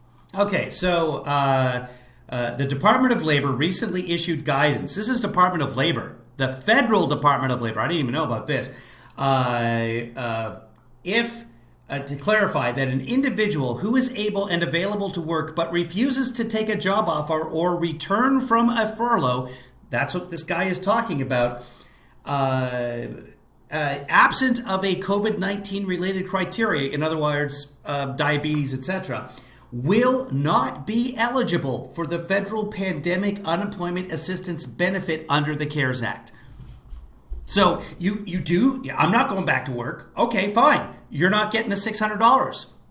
Problem solved. It's all just... But we don't want to disincentive. 5 different studies, including one by Yale that I took a look at, they all said there's no evidence whatsoever that 30 million people who are unemployed with no jobs available are deciding that, no, because I'm getting the $600, I'm never going back to work. Case in point, Kevinlyfather. Hey, would you like to come back to work? Woohoo! And she's... extras only make minimum wage. So she's excited. She's giving up that $600 for minimum wage. The least that you can make. Happy to do it. She's happy to go back to work. So don't give me this disincentive nonsense. If you don't return to work, you don't get the $600. It's the law. Department of Labor. Incentivize people from going back to work. Mr. President, what is your second-term agenda? What are your top priorities? I want to take where we left. We had the greatest economy in the history of the world. We were better than any other country. We were better than we were ever. We never had anything like it. This country, 160 million people working. We've never had that before. We've never even come close to that. Best employment numbers, best unemployment numbers for African American, Asian American, women, Hispanic, everybody. The best numbers we've ever had, the best stock market we've ever had, although we're coming very close right now. In fact, not everybody. Some of those groups, yes, but not everybody. If it was everybody, it would just be record low unemployment. NASDAQ is already higher than that number, so a lot of good things are happening. That means to be jobs. What I want to do is take it from that point and then build it even better. We are becoming a great manufacturer again. I'm taking business and I'm taking trade back from these other countries that have ripped us off for years. Our allies also have been ripping us off for years. They don't pay their bills. They're delinquent. They're our allies, right? Everybody says they're wonderful allies. I said, yeah, but they got to pay their bills. We protect them militarily, and then they take advantage of us on trade and the military because they don't pay their bills on military in some cases. I mean, Germany was very delinquent. They owed us billions of dollars to NATO. They should be. They didn't. That's not. First off, it's not us. It's NATO itself. Secondly, that it's not a debt. These are suggested guidelines based on how much you spend of your own GDP. So he'll never understand that. Paying their bills. They're a rich country. They should be paying their bills. Why should we defend countries and not be reimbursed? I mean, if somebody thinks differently, they can do whatever they want. But Germany was totally delinquent. You know, it's very interesting. We're supposed to protect Germany from Russia. That's fine. But Germany is paying Russia billions of dollars for energy. So we're protecting Germany from Russia. Germany's paying Russia. What's that all about? So there's a whole thing that for years and years, I don't know why presidents didn't solve these problems, but they are problems that I'm getting done. I'm getting done like nobody's ever gotten them done before. We're just starting the top of the hour. We're lucky enough to be talking to the President of the United States about the things that affect your life and affect the country. And as you hear around the world, the President, just to build on what you just said, you're moving troops out of Germany. We could provide that natural gas to Germany. They chose Russia as a supplier, which is pretty insulting. But you're moving troops out of Germany to 2 countries, Italy and Belgium, who also don't pay what they should to NATO, the 2%. Why move them there? But they will be paying, and I told. Okay, so I'm looking at the department. This is right from the Department of Licensing, wdr.doleta.gov. In their directives, and this is let's see, Directive 1420. If you A, quit work without a good reason, or B, refuse to come back to work and take that $600, you are committing fraud under 18 U.S.C. 1001 and are subject to prosecution. So, yeah, that's a disincentive, but people are not going to want to return to work. So, yeah, if you don't have an underlying condition, you will be prosecuted.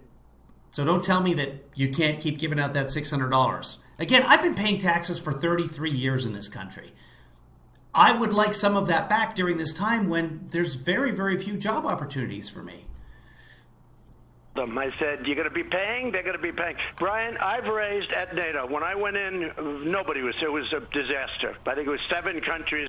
Why are we still talking about NATO at this point, by the way? We're paying what they're supposed to be paying. It's literally not on my mind at all. 28 out of 28, 7 were paying. Now, I've raised, and Secretary General Stoltenberg, who's the head of NATO, is a big fan. He's Trump's biggest fan. He goes around, said, I can't believe it. President Obama would go make a speech, nobody would pay. But he wouldn't even talk about it. I went and said, you got to pay. I like you all very much, but you got to pay. We're protecting you. We're spending a lot of money. The United States was paying for everybody. I said, you got to pay. Bottom line, after one meeting, we got $130 billion a year more, going to $400 billion, and then it makes sense. And by the way, when they say about Russia, that money is largely to protect Europe from Russia. So when they say Trump and Russia, believe me, they'd love to see me lose this election, that I can tell you. $130 billion more paid by those countries that were delinquent. They were all delinquent. And it's going to $400 billion. But Germany has to pay. Germany is a wealthy country, and they have to pay. And we're not going to have 52,000 troops in Germany where they make a fortune off the troops. You know, they build cities around our troops. We'll let ourselves get rich first. So Germany took advantage, and that's what happened. Well, Mr. President, as someone who served under a NATO mission in Afghanistan, I could not agree more about how much other countries rely on the United States. We very often don't get very much back in return. But I want to bring it back. We get nothing back. And they take advantage of us on trade. We get nothing back. And then on top of it, they make it impossible to do business. They put barriers up. They charge us tariffs. And all that stuff is coming down.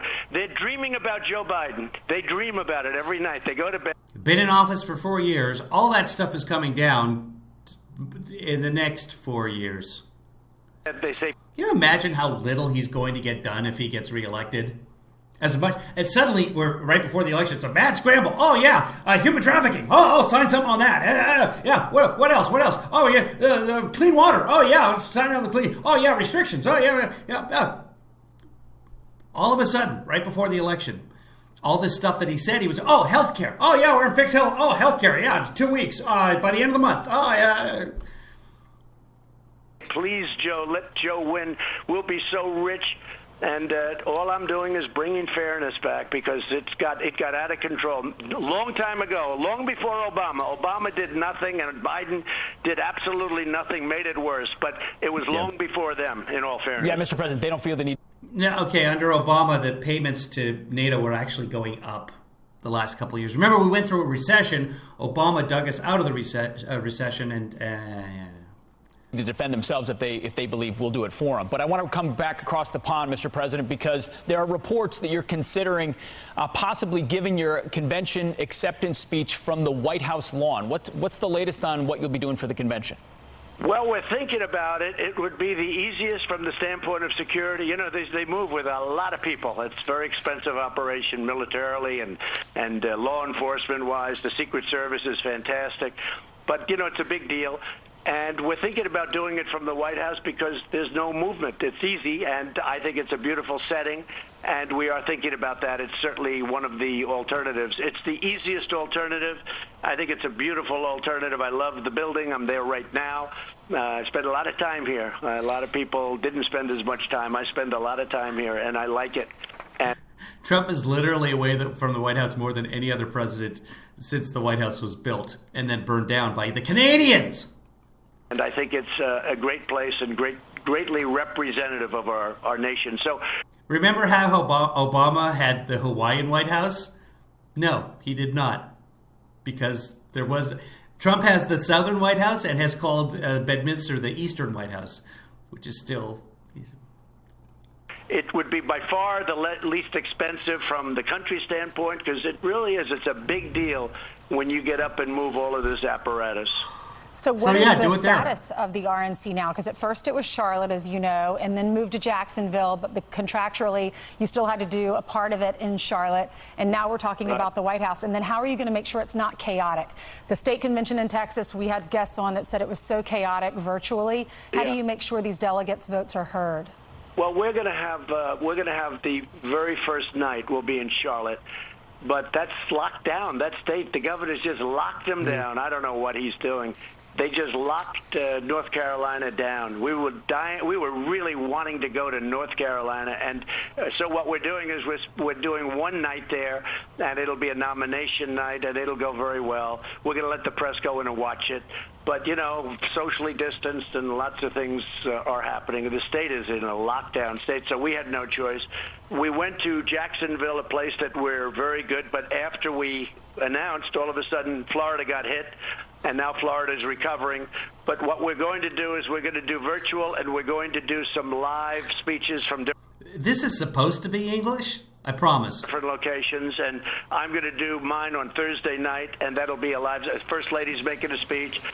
Numerous people are making speeches. Senators, a lot of very, very terrific people who have a terrific really a terrific speakers list. Some of the warrior congressmen. So there's supposed to be a 10 p.m. surprise every night, and I'm just waiting for him to give away what that surprise is.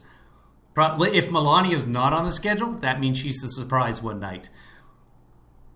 That you've watched, Jim Jordan and so many others, Matt Gaetz. We have these guys were warriors fighting against just a horrible force that hopefully will get their act Good, because I can't wait to hear more about Obamagate together. But Mr. we're going to President, have some great people making speeches, and I'll probably do mine live from the White House. so it looks like live from the White House. It's so would you say you're locked in on that? No. Okay. If for some reason somebody had difficulty with it, I could go someplace else. I have difficulty with it. Expensive, and I think very beautiful would be live from the White House. You're home there, and the bills are all paid for.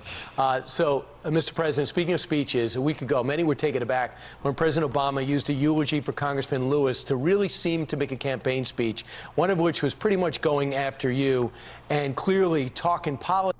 Obama's not running for office, but no. Politics and not much about Congressman Lewis, gerrymandering, and getting rid of the filibuster.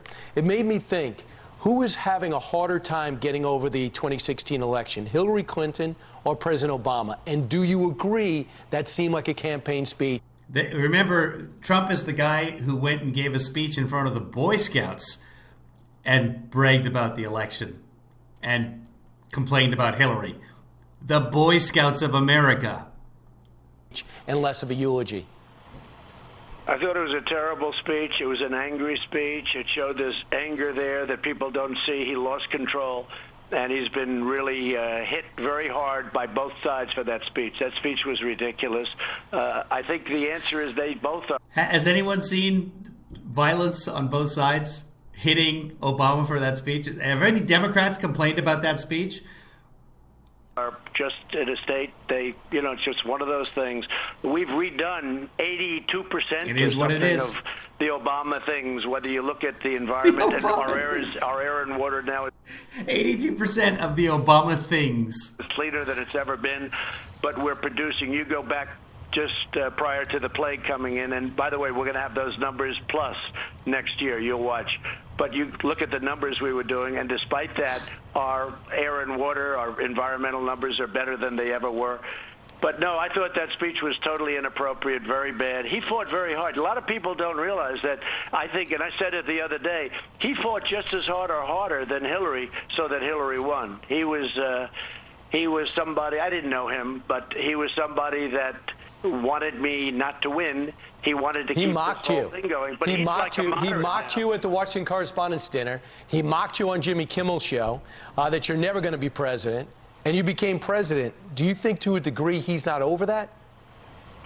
Well, I was at that dinner, and the Washington. A lot of people say I ran because of that dinner. That's absolutely not true. Actually, he joked, but it's supposed to be joking, and he joked, and I actually thought he did a very good job at that dinner. I thought that dinner was actually a very good job. I thought his speech the other day at the. Wow, I'm sure he's complained about that speech before, but okay, all right, that's quite gracious. It's hard to think that Trump has a sense of humor, but there was a Comedy Central roast of Trump. And after the roast, he actually talked to a friend of mine, a reporter, and told her that all the money was going to be donated to the AIDS people. And okay, great. And no one checked it, because who would say, I'm going to donate this money to the AIDS Foundation and then not do it? Years later, he's running for president, and it was looked into by David Parentold of the Washington Post, and no money went to the AIDS Foundation. Funeral was a terrible, terrible representation of what our country is all about. I thought it was absolutely terrible. But he fought very hard for Hillary Clinton. I think he fought harder than she did. You remember I used to complain all the time, look at all this, he's going all over the place. And, it actually inspired I don't remember voters. Trump complaining. And we have more enthusiasm right now with our voters, Brian, than we ever had in 2016. And we had great, and nobody ever saw enthusiasm like 2016. They came from the lakes, the rivers, and the valleys, they came from the everywhere. mountains. They came from places that the They Democrats came from the never lakes heard about. and the rivers. They voted, and they lined up, and I don't know if it was... Does he have any supporters that don't ride around in boats? Ballots or not too many ballots. They just loved standing there waiting to vote. They came days early. They've never seen anything like it. We have more today. I just got back from Texas. And do you remember anybody standing in line for days in the 2016 election? They came days early. Nobody came days early to stand in line for an election. Florida, we had lines from the river and the lakes, miles long, along the highways and along the roadways, with the flag and the American flag and the Trump flag.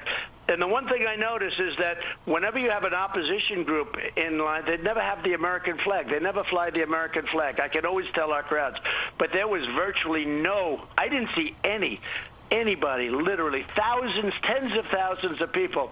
They were all for Trump and Trump-Pence. You have the sign. Mike Pence has done a great job, by the way. Great. He's been a... So you're saying that Biden supporters didn't come out and violate social distance rules in a pandemic, and your people did. Okay. Why? Tell me about how Florida's doing again. Solid, incredible vice president. He's done a fantastic job. People love him. But they had the Trump-Pence signs all up and down the highway. And it was an incredible thing to see in Texas. And I got the full endorsement of law enforcement. And, I told them you don't have a choice. In all fairness, what's the choice? You don't have a choice. But I have full endorsement of law enforcement almost everywhere. Mr. President, there is a group on the left that carries the American flag because they want to burn it. And it's Antifa. We've seen the violence they brought to cities across America. There was a hearing yesterday on Capitol Hill where Ted Cruz tried to lay out and get an understanding of where the funding's coming from, what this group is all about. But it seems, Mr. President, that Democrats are hell-bent on denying that Antifa even exists or has violence. We had Representative Jim Clyburn on our program over the weekend. He didn't know federal buildings were under threat. And Jerry Nadler, well, he said this. Listen, Mr. President. What federal building has been under threat? Who attempted to burn in a federal building? There's violence across the whole country. Do you disavow the violence from Antifa that's happening in Portland right now? There's riots. That's a myth that's being spread only in Washington, D.C. How can Democrats get away with calling Antifa a myth and saying federal buildings are not under siege? They wouldn't condemn it yesterday at the hearing with Senator Cruz. Why can't they? Well, Senator Cruz is right. And, look, this isn't being naive. This is being untruthful. These are lying people. These are untruthful people. They know it exists. Antifa is a horrible group. It's a far-left group, and they used to try and blame the right on all this stuff. And now, finally, at least they're not doing that so much anymore. I don't see very much of that at all, almost never. Antifa is a far-left group of radical anarchists, and agitators is a nice word, but they're really anarchists. Who finances them? The Democrats know they exist. You have Democrats funding them. They say Soros and they say other people. Who knows? But they're funded. The Democrats are not funding Antifa. And yes, they exist, but they're a minuscule group compared to, say, example, Patriot Prayers or Pride Boys, etc. One of the guys, what's his name? Oh, he was on Laura last night. He was the reporter, journalist, who claimed that he was hit by a milkshake that they mixed quick-drying cement into in Portland.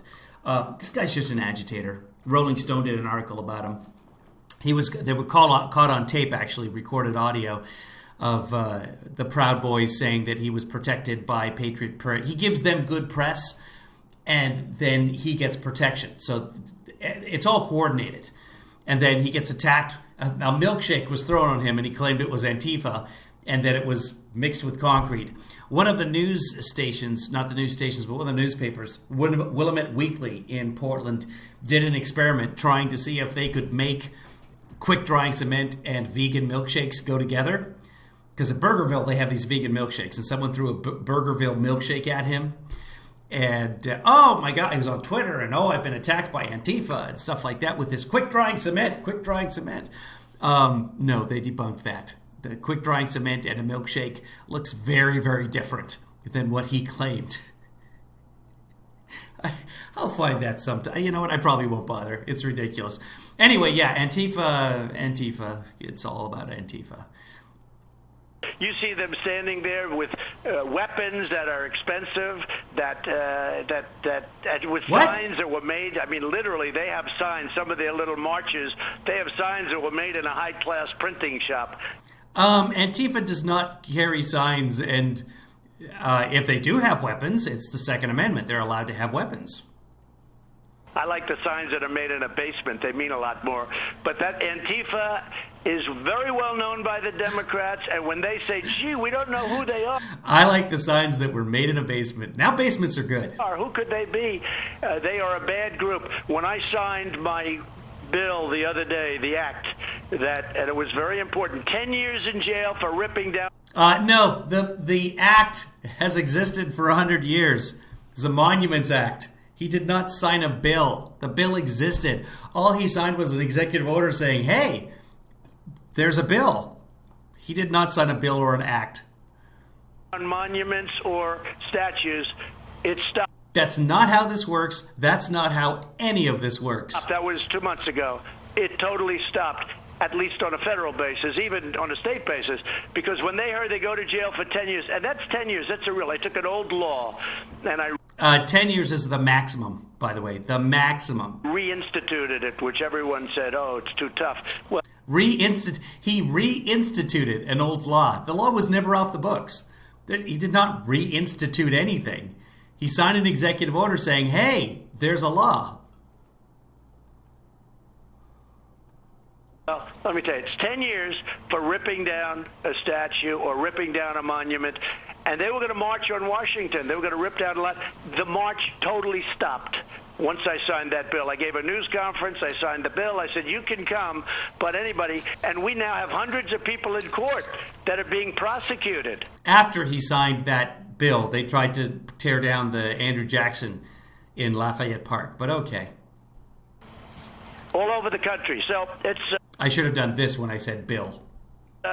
Hey, we've done a good job. We've done a great job. The fact is, Seattle would be burned down now if we didn't threaten to go in. We were going in, and when they heard that we were going in, they sent the cops and by the way, the Antifa, the radical... By the way, illegal for him to go in and break up CHOP. CHOP was not near any federal buildings, not even a post office. So... the troops were not allowed to go in. The federal troops were not allowed to go into Seattle. Just pure nonsense. Left, they gave up immediately because basically they're cowards. They just keep pushing as far as they can. Yep. When I watch police standing there and these radical anarchists are spitting on the police and doing much worse than that. They're throwing things that you don't want to know about. And the police aren't allowed to defend themselves. I do want to know about them. They have to stand there. It's a disgrace.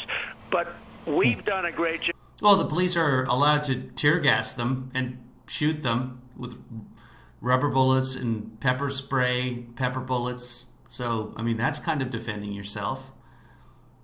We've saved Portland. And we could do it. We did it nice and soft, but we did a very good job in Portland. If we weren't in Portland... Running around in unidentified camo uniforms, throwing people into rented minivans is nice and soft. Right now, the federal courthouse would have been ripped down. It would have been burned down. It wouldn't exist, along with lots of other federal buildings and other buildings, too. So... it's one of those things that if you want the country like that, if the whole country is going to be another Portland, that can happen.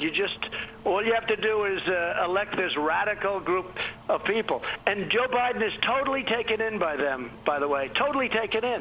He can't say, I mean, it's nice that his wife tries to defend him, says he's not a moderate. Take a look at the manifesto that he agreed to with Bernie. It's further left than Bernie ever was. Yeah, he pledged to spend trillions on AOC's new Green New Deal. What's the latest on TikTok? Because all these young folks are worried that you're going to ban it, but yet the adults, the parents, don't want the Chinese to be stealing information about their kids. So China has done a big number on us for many, many years. I've taken in billions and billions of dollars from China. Nobody else has ever done it. And one of the things we've done has been very strong. We're not allowing Huawei. That's the big phone company. And we also got a lot of our allies. I said, if you do it, that's okay. But we're not going to be able to share any information with you. So we've literally talked many of our allies that were ready to get a free phone system or a very inexpensive, a 5G system. They were going to get that system, and it would have been a disaster. I'm just amazed that he can say Huawei. Here's the federal courthouse in Portland, by the way. So this is what it looks like. So you can hit that if you want to with some fireworks, commercial grade fireworks. As you can see, it's pretty much concrete and marble. So they were going to tear that. Would all be torn down. And where were they, by the way? Where was the protest? They were at the park, which is right around across there. So this... Basically, that's like a block park. There's a statue in the middle. I don't know if they tore that statue down. I don't even know who the statue is. There's a statue of a deer in there somewhere. I know that. I've driven by many times. But it's not even a block park. It's not even a block party. Anyway, here, I can bring it up here. Let's see if this works. Oh, suddenly we're somewhere else. Anyway, they were going to tear down those giant buildings. So that's the danger. Oh, look, see? This building's under construction. Antifa, right there. See the walkway thing? It's all Antifa. From a security standpoint. So Italy and many other countries, we've talked out of it. There's still some that are considering it. And if they do it, we're not going to be able to do any security business with because we don't want it going back into the halls of Beijing. So if you look at TikTok, the halls of it's Beijing. Okay if it's bought by a secure American company, they can buy the whole thing instead of 30%, which is the American component. But if you buy it, the United States, which is making it possible to buy, because without us they can't do anything, should be compensated properly. Microsoft can buy companies without the United States approval. That's how that works. They can't create a monopoly, as they found out in the past, but they can go ahead and buy other companies. That's the way that business works. Compensated with a very big payment. So that money would go into the Treasury of the United States. And by the way, Microsoft, which is looking at it, and others, they all agree. So the United States has never charged finder's fees for businesses doing transactions. There's tariffs. Trump likes tariffs. And I don't know, you could call it a technology tariff and charge Microsoft that way. But that's just not how business is done. Agree to that. Well, is China stealing our data? Exactly, capitalism. Absolutely. Well, they've been stealing for years. They've been stealing everything. We come up with new computers. All of a sudden, they're being made. We have a fighter jet, the F-22, one of the greatest planes in the world. They copied our planes. I saw it without their insignia. I said, let me ask you, what's that all about? That's the F-22. China copied the F-22, one of the greatest fighter jets ever made. It's a disgrace. It's a disgrace. They also, the Mars probe looks exactly like ours. Meanwhile, let's keep it with China for a second. You got Australia, who's changed their defense strategy to defend against China. The UK walked away from Huawei. Vietnam, extremely worried. Japan, extremely concerned. They're reconfiguring and reanalyzing their relationship. India, they just had a skirmish and lost some people. You have an opportunity to lace together our allies against this rising China tide. What specifically have you done, being that we seem to be on the same page, but we're not singing from the same hymn sheet, Mr. President? What have you done to set up that anti-China coalition? Well, Brian, all of the things that you just said with the UK, they were all set to buy the Huawei system. Australia, all of those things that you just said, I've done. I had a big talk and a tough talk with Boris. I said, listen, if you do that system, you can forget about Scotland Yard, frankly, because we can't do business with you. And they were all set to do it, and they terminated. Italy was all set to sign the Huawei system, and they terminated. Australia's been great right from the beginning. I'll tell you what, they are a great ally. But Mr. President, are you just waiting for? Are you? Remember, it was Australian diplomat who started Obamagate. Going to call a summit together. No, we're already together. We are very unified. Let me tell you, these countries are almost as angry as I am at the plague being released into their country. China stopped the plague from going into China, but they didn't stop the plague from leaving China and going to Europe and the United States and all over the world. Okay, 188 countries. Right. And those countries have suffered more than we have in many ways. They're not going to ask about Beirut. Lebanon's off the table for this interview. Right, and Mr. More than we have. On that same note, have been decimated. They steamrolled. I don't know. Actually, maybe they will. They haven't yet, but maybe they will. Right, Mr. President, but they steamrolled Hong Kong. We condemned, we sanctioned, but we did nothing. What if they move on Taiwan next? What are we prepared to do? Okay, let me tell you about Hong Kong. So Hong Kong, we're with Hong Kong, but it's part of, it's attached. And with Hong Kong, they've taken tremendous amounts of business from us. Just so from a practical standard, the Hong Kong Stock Exchange, they take massive amounts. We gave them, because of freedom, we gave them tremendous incentives. And I wouldn't say it's wrong, but they took massive amounts of business away from the New York Stock Exchange, NASDAQ, all of our exchanges. And that was okay. We did that for freedom. We've now taken that all back. Hong Kong will not be a successful exchange anymore, won't be. We gave them such incentives that they had to do well. It was easy to do well. We're going to make a lot more money now, I will say that. China has grilled them down. They've sort of lost a lot of their fight, as you know. They've been arresting everybody. From our standpoint, Brian, you have to understand, and I've looked at it for years. I say, why is Hong Kong getting so much business? That's not Ding dong. We gave Hong Kong tremendous incentives to get business. That was business that would normally come into New York and business that would come to the United States.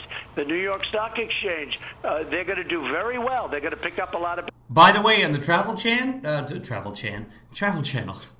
ban, Trump discluded Hong Kong and Macau. So Chinese nationals from either of those countries, if they took off from Hong Kong, no problem. No tests, no quarantine, no nothing. Business. Now, that's very cold to be saying that, right? That's very cold. But the fact is, Hong Kong is there. Ding dong. And they didn't... The fact is, Hong Kong is there. That is true. Fact check. Boom. Honor their agreement. There's 25 years to go with their agreement with UK. I have an agreement that should have been honored, and UK's looked at it very strongly. But we've taken everything back, and we're doing a lot more business. We're going to be doing a lot more business. Hong Kong, unfortunately, their exchanges and all of that business will now dry up. It'll fail because they can't do it without the incentives that we gave. We gave them so much in order to be successful.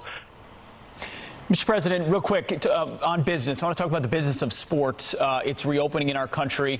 A couple of years ago, you were very vocal about kneeling for the national anthem. Now it seems that standing is the new kneeling, in that only 3 players in the NBA, Jonathan Isaac, Myers Leonard, and a coach, Greg Popovich, are actually standing for our nation's anthem.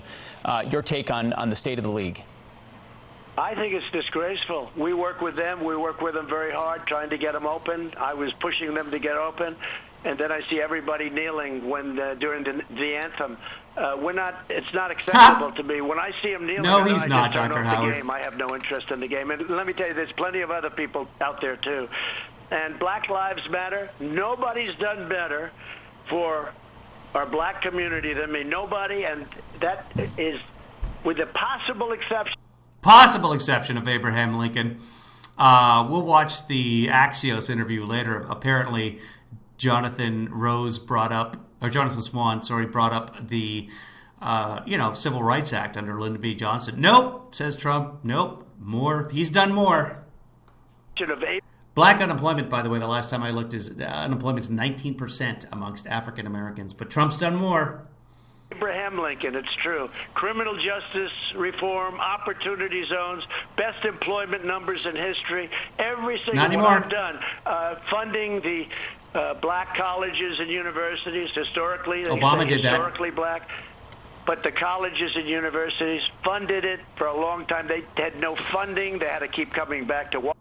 They had funding. It was a 10-year funding plan. Washington, I took care of them for long term. They're all set. Nobody's done for the black community, African American community, what I've done. And I will tell you, they had Black Lives Matter. Where did it start? Marching down streets, screaming, pigs in a blanket, fry them like bacon. They were talking about policemen and women. Pigs in a blanket, fry them like bacon. So all of a sudden, this has taken on this air of... That happened like one time, and it was caught on video, and they play it nonstop on segments of Fox. Great respectability. Well, how does it start there? It's a Marxist group. But now that Trump is on about it, it will happen more and more. It's a Marxist group that is not looking for good things for our country. And now I see these leagues all kneeling down. And again, nobody has done more for the black community by far. I always say nobody other than, I'll give the one exception, Abraham Lincoln, okay? But even that, I mean, to be honest with you, but nobody has done more. Abraham Lincoln. But even that, to be honest with you, please follow up on that, Fox and or friends. Come on. That I have. But when I see people need more for the black community by far, I always say nobody other than, I'll give the one exception, Abraham Lincoln, okay? But even that, I mean, to be honest with you, but nobody. I mean, even that, freeing the slaves, having a civil war to keep the Union together, 600,000 dead, even that, to be honest with you. Not as great as the opportunity zones so that they can have low-wage jobs and Jared Kushner can make millions. Even that has done more than I have. But when I see people kneeling during the playing and disrespecting our flag and disrespecting our national anthem, what I do personally is turn off the game. And the ratings for the basketball are way down, if you know. And are they? I hear some others are way down, too, including baseball, because all of a sudden now baseball's in the act.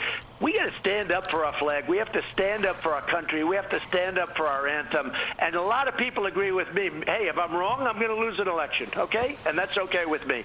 But I will always stand for our country and for our flag. That's what we're all about. And our country is now... Okay, again, NBA ratings are way down, is what he's saying. It's the first result that popped up. Get rid of deadline here. ABC top Sunday ratings with Milwaukee-Houston NBA game. Way down. Way down. Respected again. What was, first off, NBC is rarely on the networks, but the networks have no shows right now. Secondly, when was the last time you heard of the NBA topping the ratings? It hasn't happened in years and years, maybe the finals, but TNT has had most of the broadcasts.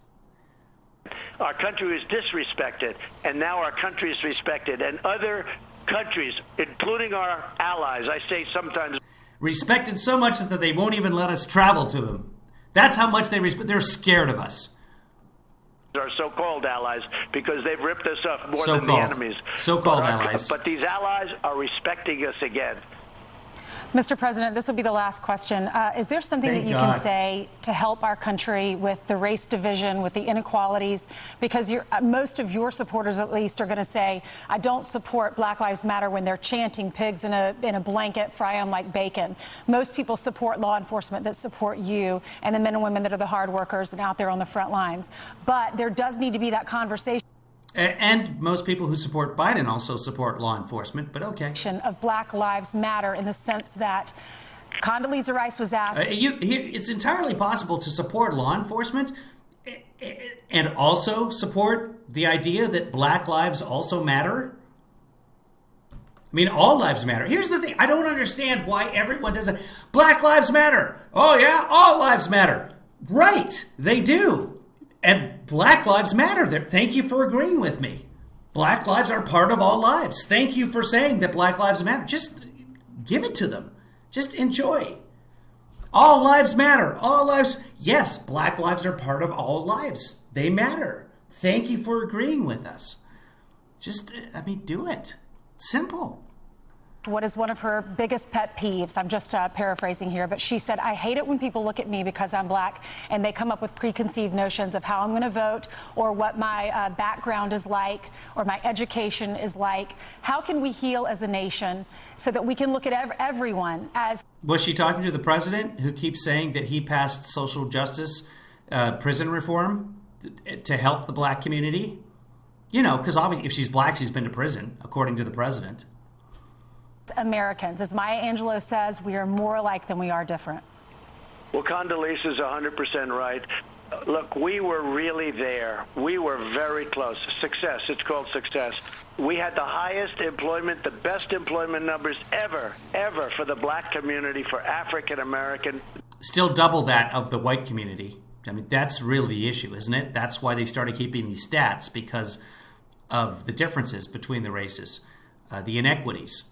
So, yes, best ever for African Americans since they started keeping track in the 70s, but still double that of white Americans. The best numbers, Hispanic, Asian, everybody. But we had the best numbers for everybody. We were there. Not I was everybody. seeing it. Again, we did not have record low unemployment. You can't keep saying everybody if it's not everybody. I mean, you can keep saying it, and 32% of the population will believe you, but it's just not factual. I was even seeing it, believe it or not, with Congress. We were doing things. The election was a walk. The election was going to be a walk in the park. Now I'm working, but we're doing well. We have poll numbers now. Now he's what? He's working? Where I'm leading, and you know, we got hit like everybody else and everybody in the same position, all these other countries, but we got hit.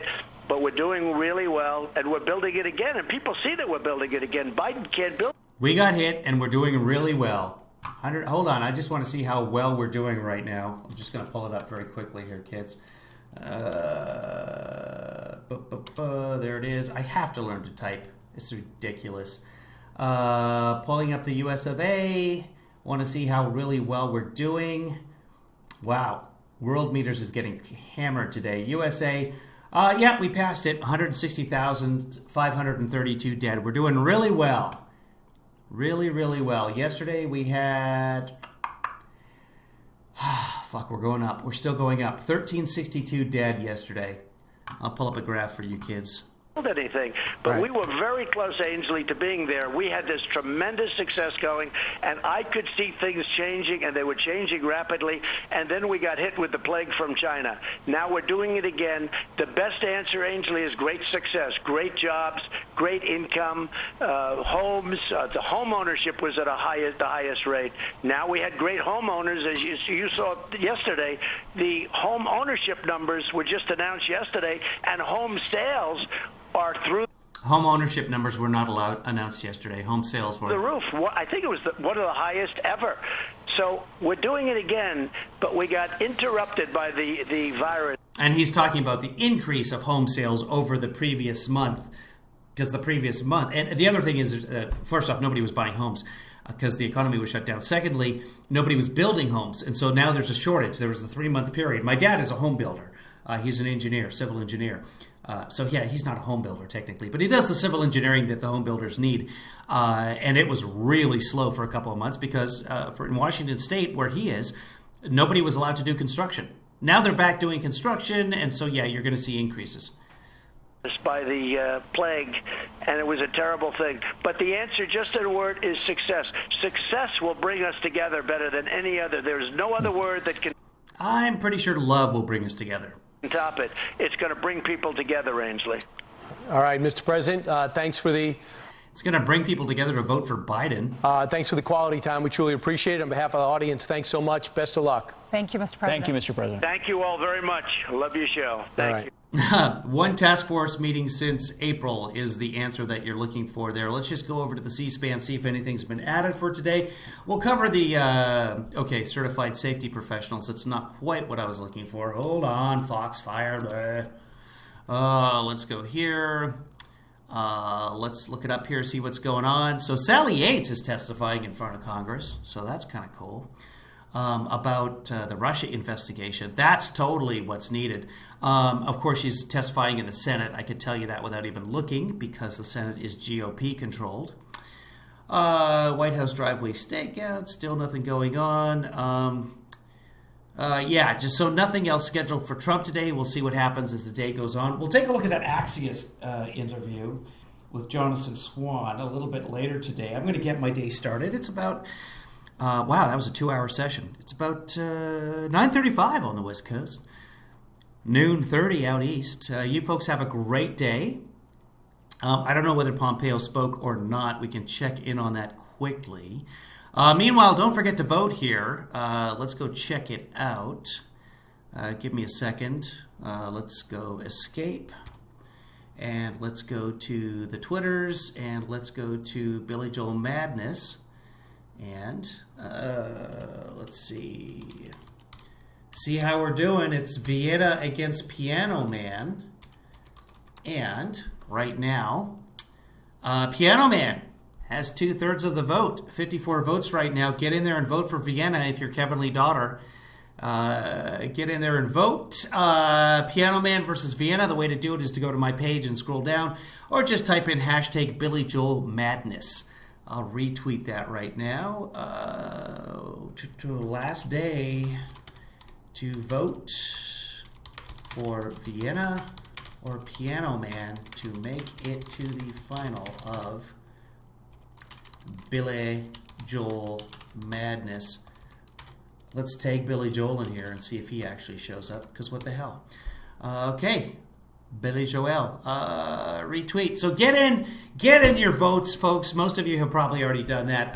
Thanks for joining us, Phyllis, Dr. Howard, Andy. Have a great day, everybody. Here's some closing credits for you. We'll see you later on.